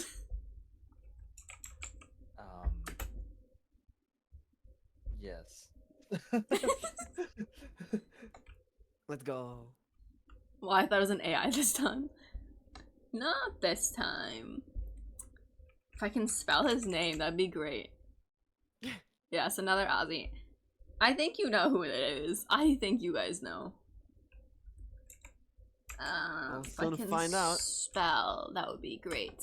It's not like I'm you following enough of them What already. you can, what you can, once you can type the raid command. Right, okay, I got it. I got it. Okay, we are gonna raid out to Evil Rulers. Oh, evil! Thank you everyone for joining us. We'll see Thank you you. next Thursday. Yep, on Mimic's Thanks for channel. having Another me. episode. Thank you for having me here. I appreciate it. Woo! Thank you It was a for lot of fun. joining. Thank you for joining us so much, Square. Could only join because of you guys. Oh my Well, God. thank you for being here. Well, thank you for letting me be here.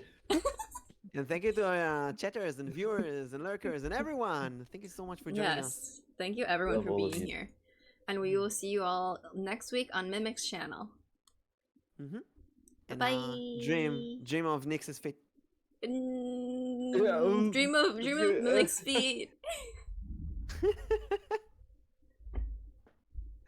And we are rated out. Let me make sure they get over there. Oh, they didn't all go over actually. I'm here.